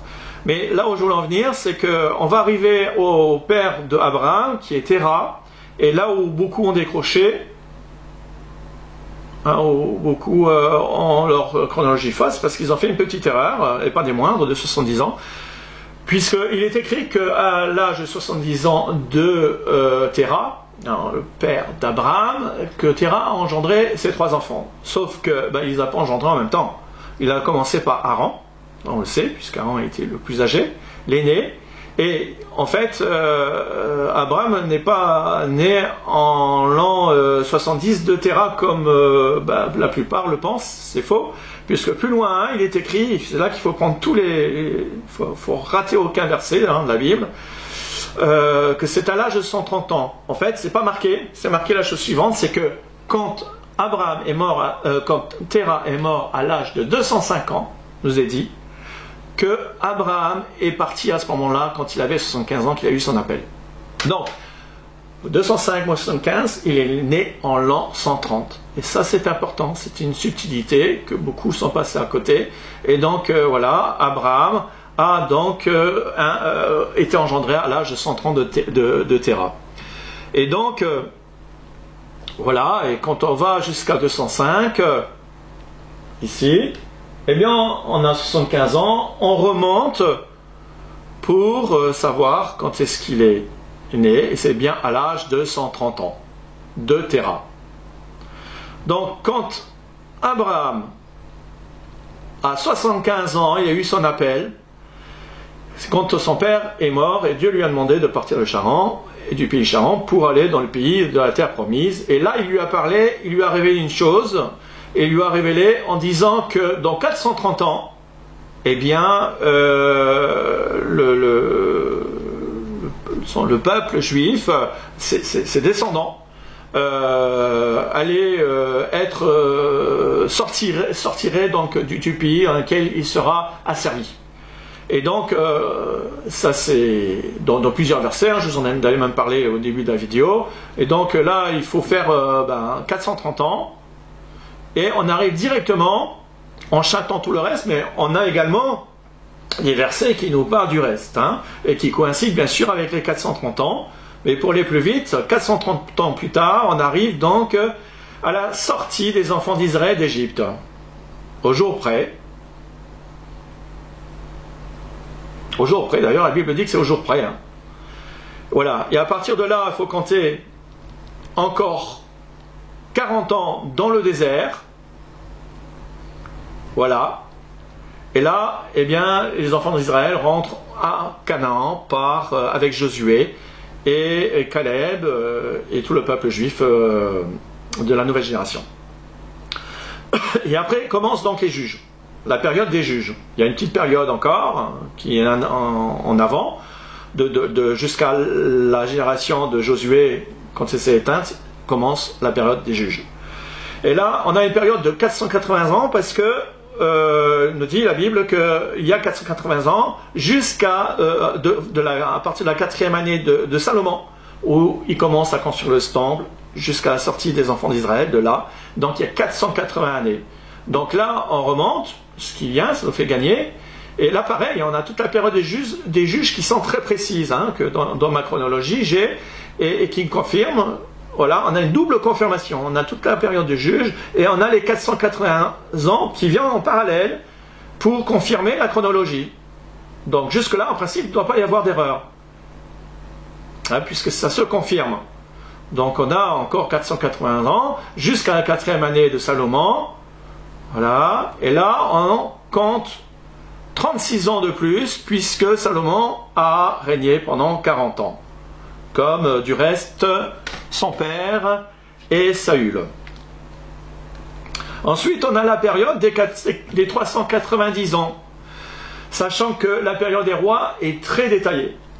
Et on arrive, pareil, à confirmer l'un et l'autre, toute la période des rois, plus les 70 ans d'exil, on arrive aux 390 ans, au fameux 390 ans qui a été révélé à Ézéchiel.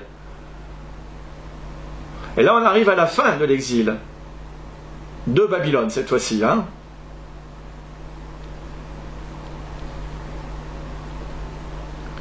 Voilà, 390 ans. Pas de 380, c'est 390 ans.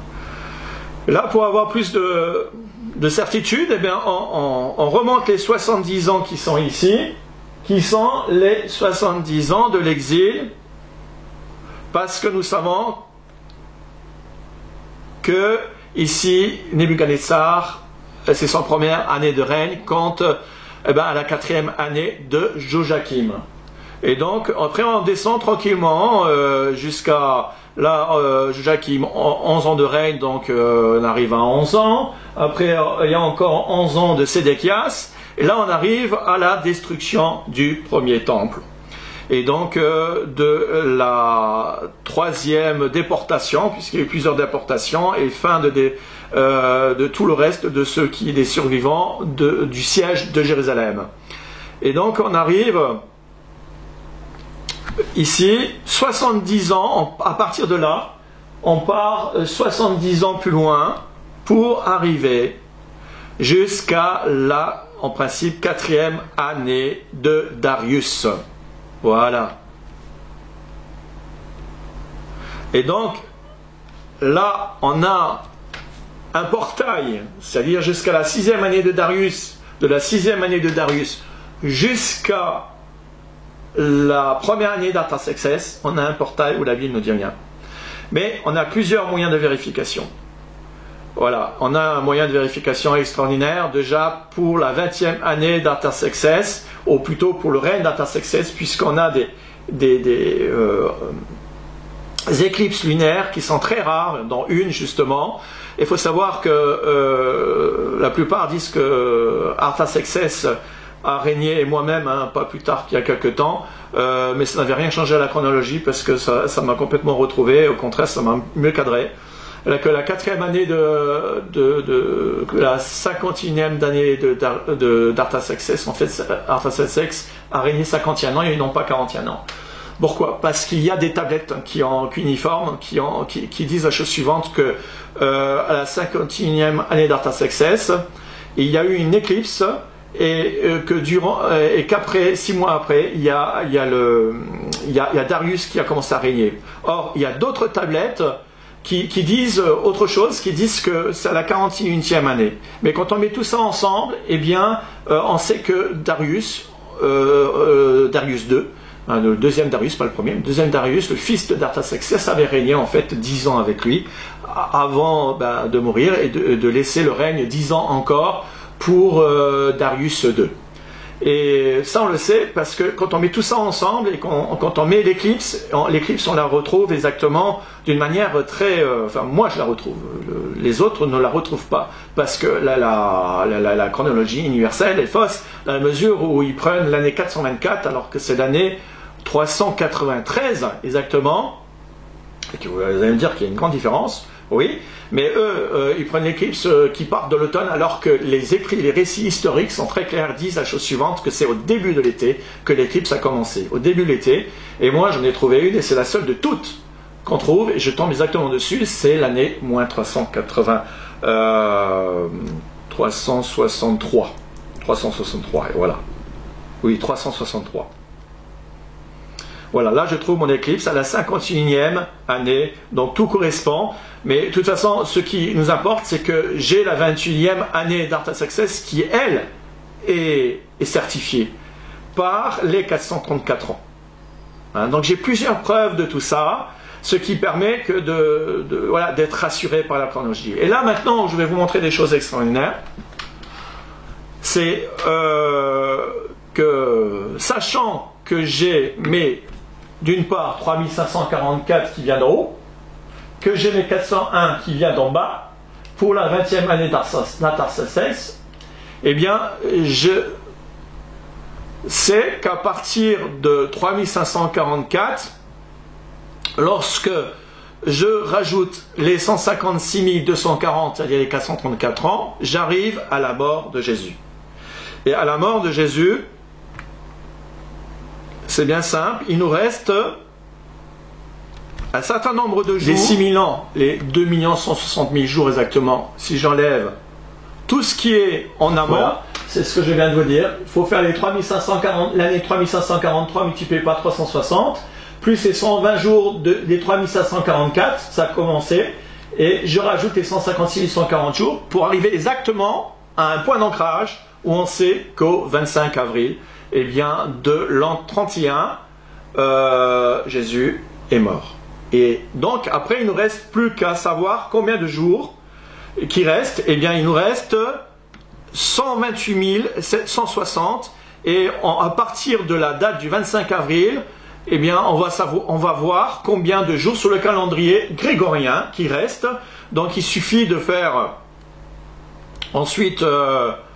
on enlève les 250 jours de la première année de l'an 31, puisqu'il y avait, vous savez, les 114, 115 jours en fait pour faire les 365, et on enlève 251 jours, et ensuite on enlève 365,24-22 jours.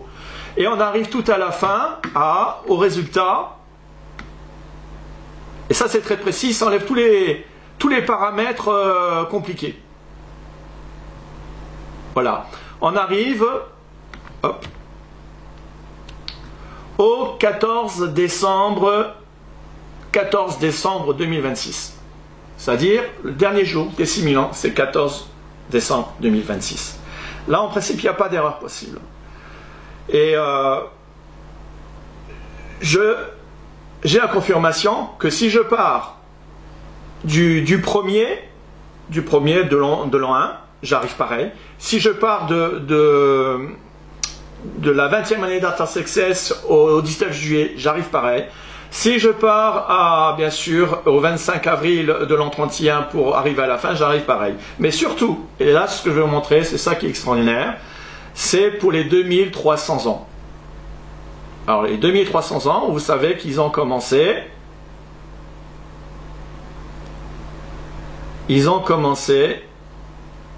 eh bien, à partir de l'an 3700 d'Adam.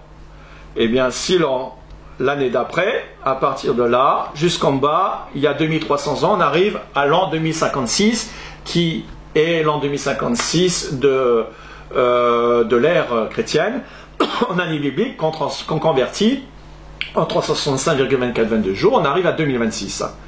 Mais c'est surtout qu'on arrive au même jour. C'est ça que c'est. Pourquoi? Parce qu'on sait... Et Julius Flavius, l'historien de l'époque, de la période de Jésus, dit la chose suivante, que dans ses écrits, il dit que l'abomination de ce fameux Antiochus, quand a commencé le compte à rebours de cette prophétie, eh bien, c'est le 25 de Kislev, c'est-à-dire le 25e jour du mois de Kislev. Donc le 25 de Kislev. Or, avec ma chronologie, je sais que si je pars de l'an où il y a les 3700, après les 3700, eh bien j'arrive à l'an moins 244 année biblique, et ça qui correspond à l'an moins 240 d'année julienne. À partir de là, eh bien, je vais chercher le premier Nissan de l'an moins 240 et j'arrive au 6 avril. Et si je prends le 6 avril étant le premier de Nissan, eh bien pour le 25 de Kislev, j'arrive au 23 décembre. Et à partir du 23 décembre, si je compte mes 2300 jours, pour arriver jusqu'à la fin, eh bien j'arrive également au 14 décembre. Au 14 décembre 2026. Vous voyez, en jaune là, En jaune, on a les 2300 ans. Voilà. Ici. Ce qui fait 6000 ans. Voilà. Et je vais le calculer en années juliennes.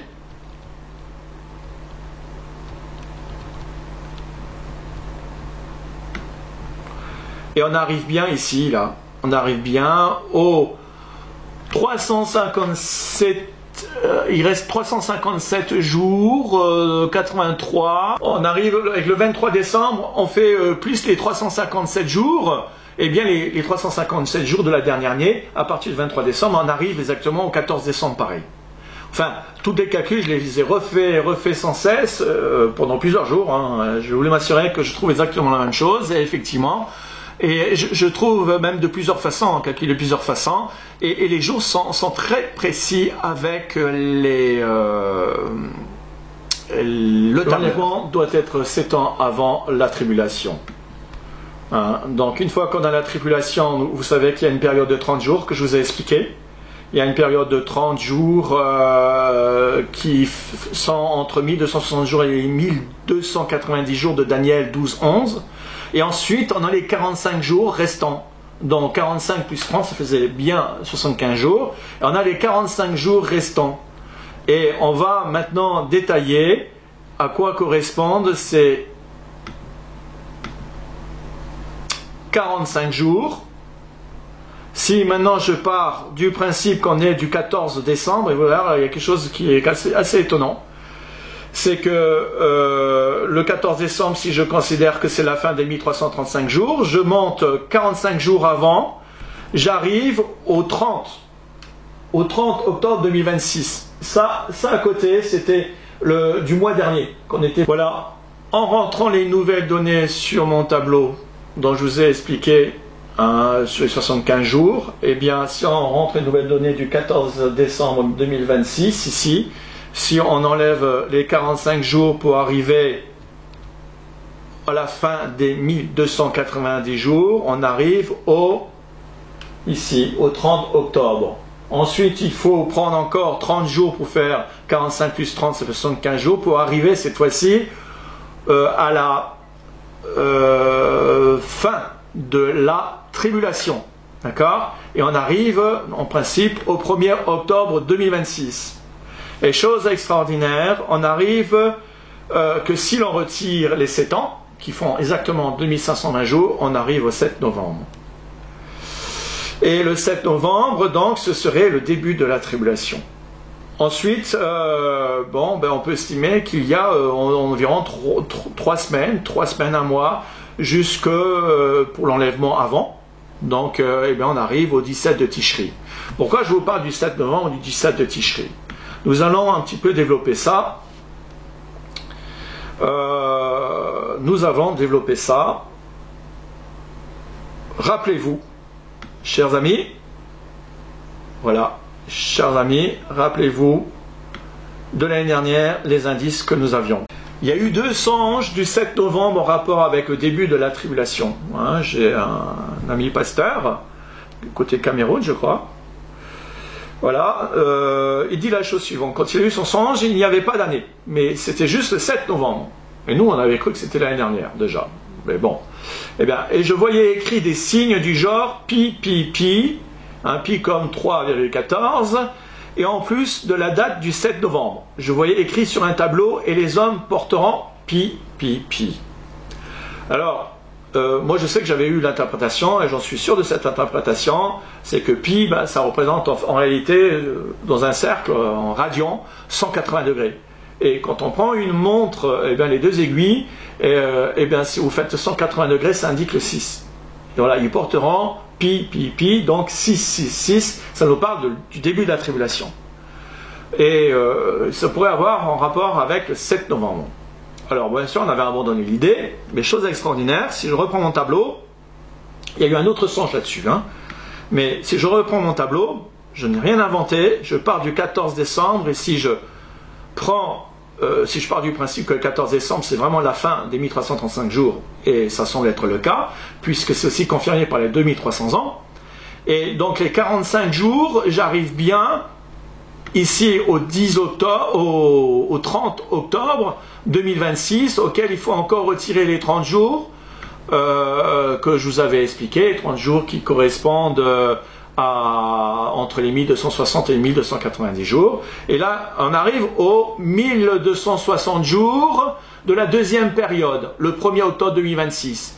Et si j'enlève les 2520 jours, j'arrive le 7 novembre 2019. Donc j'ai rien inventé. Et je tombe vraiment dessus exactement. Alors là, pour qu'il y ait un hasard de pareil, vraiment, je ne sais pas quoi dire. Alors je ne sais pas si les coïncidences me poursuivent comme ça. Et en tout cas, je n'ai pas inventé ces chiffres, je ne les ai pas trafiqués. Et j'arrive d'une manière assez extraordinaire. Alors, pour revenir un petit peu à nos indices que nous avions, il y a eu un songe également d'une chrétienne, Jeanne, et, qui a vu une grande ville dans le ciel, et dans cette grande avenue, elle a fait, son attention s'est portée sur un écrit, sur un écriteau, à l'entrée de la ville, vous voyez le nombre 17.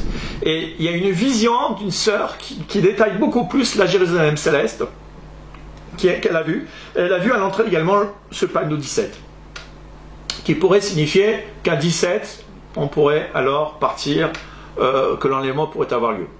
Moi, c'est ce que je crois, c'est ce que j'interprète, mais maintenant, est-ce que c'est ça? C'est en tout cas ma conviction. Et en tout cas, tout semble correspondre, parce que le pasteur René, lui, un jour, il a entendu la voix, une voix audible. Un soir, il a entendu la voix du Seigneur, qu'il avait déjà entendu à d'autres occasions, et la voix lui disait, écoute, l'enlèvement sera le 16 au soir. Hein?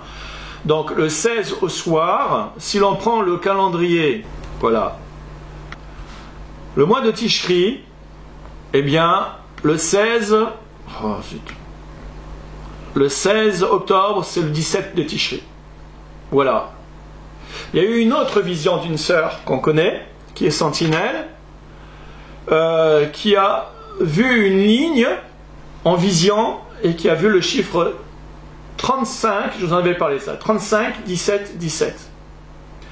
Et le chiffre 35, c'est 3 plus 5, ça fait 8, 17, 1 plus 7, ça fait 8, et 1 plus 7, ça fait 8. Ça faisait 3, 8, 8. Je vous avais parlé de ça, je vous avais donné l'interprétation, comme quoi les 3, 8 nous parlaient du nom de Jésus, qui en chiffres, en lettres correspondantes grecques, hein, Yeshua, eh bien, ça fait 888. Mais que le 35, 17 plus 17, là on a les deux 17, qu'est-ce que le 35? Et 35, dernièrement j'avais eu, avant de voir tout ça sur mes tableaux, que ça pourrait être les 35 jours de précession, pour qu'on arrive à ce résultat-là. Voilà, leur conclusion. D'abord, j'ai jamais fait une vidéo dans des conditions pareilles. Matériel qui fonctionne pas, et puis ça fait depuis des heures que je suis dessus. Je sais pas comment ça se fait, je sais pas, je crois que le Seigneur m'avait donné le feu vert, mais là je me pose des questions, peut-être que ça doit pas tomber entre les mains de certains. Mais en plus, les prévisions sont pour demain, après-demain, donc je ne suis jamais arrivé à faire une vidéo comme ça.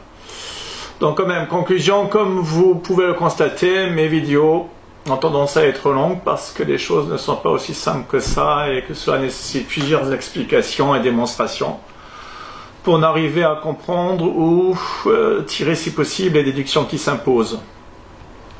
La question qui se pose, est-ce par ce moyen-là et tous ces repères prophétiques que le Seigneur veut nous révéler les temps et moments concernant les événements prophétiques liés à son retour? Et c'est oui, et jusqu'à quel point sommes-nous dans le vrai et dans l'imminence de son retour? Je dirais que la réponse est en nous, en fonction de la foi de chacun, et selon ce que le Saint-Esprit veut bien nous révéler.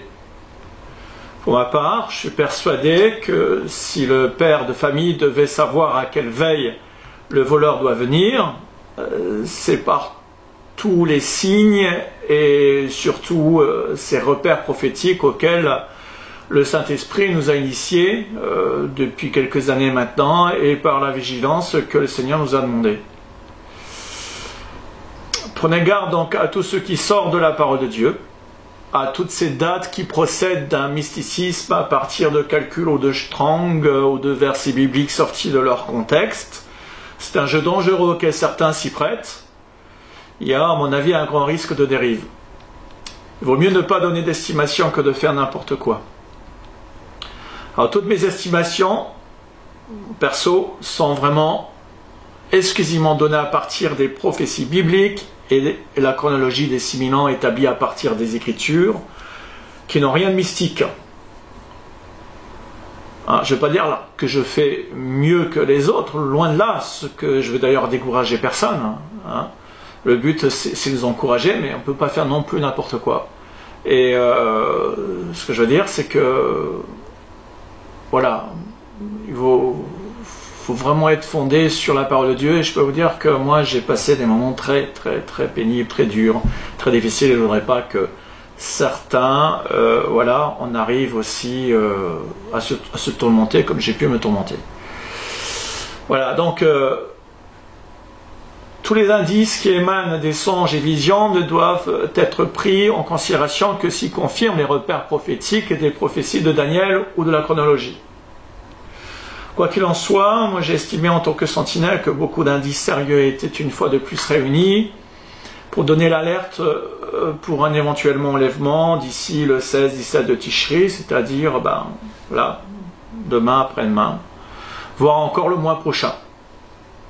Si l'on considère les repères prophétiques en rapport avec les prophéties de Daniel 8, Daniel 9 et Daniel 12, et la chronologie, tout semble vraiment pointer vers cette date une fois de plus, alors que si l'on regarde les événements et signes extérieurs dans son ensemble, nous aurions tendance à croire que cela peut encore durer un certain temps, mais certainement pas longtemps. En tout cas, dans tous les cas, à ne pas douter, nous sommes bien dans l'imminence. Je dirais qu'après cette date, si l'enlèvement n'a pas eu lieu, personnellement, il me sera difficile, voire impossible d'estimer une autre date. Pourquoi ? Parce que tout est basé sur ce que je vous ai dit, sur les prophéties dans lesquelles je crois. Et que là, on arrive au dernier quart. Voilà, si ça ne se vérifie pas, c'est qu'il y a eu quelque chose qui colle pas et que j'aurais pas... Voilà, qu'il y a des choses qui m'ont échappé ou que je n'aurais pas compris ou pas reçu. Voilà. Il y a peut-être une histoire de précession que je n'ai pas bien saisie ou pas aussi bien saisie, voilà, mais j'ai fait de mon mieux. Alors dépasser cette date, nous aurons alors plus que jamais besoin encore d'huile pour tenir jusqu'au bout en fixant nos regards sur le Seigneur et sur les événements d'Israël en rapport avec, vous savez, cette alliance de paix que l'Antichrist doit confirmer, et ainsi que les signes avant-coureurs de la tribulation, de ceux que j'ai aussi évoqués dans cette vidéo concernant tout ce qui se prépare dans les coulisses.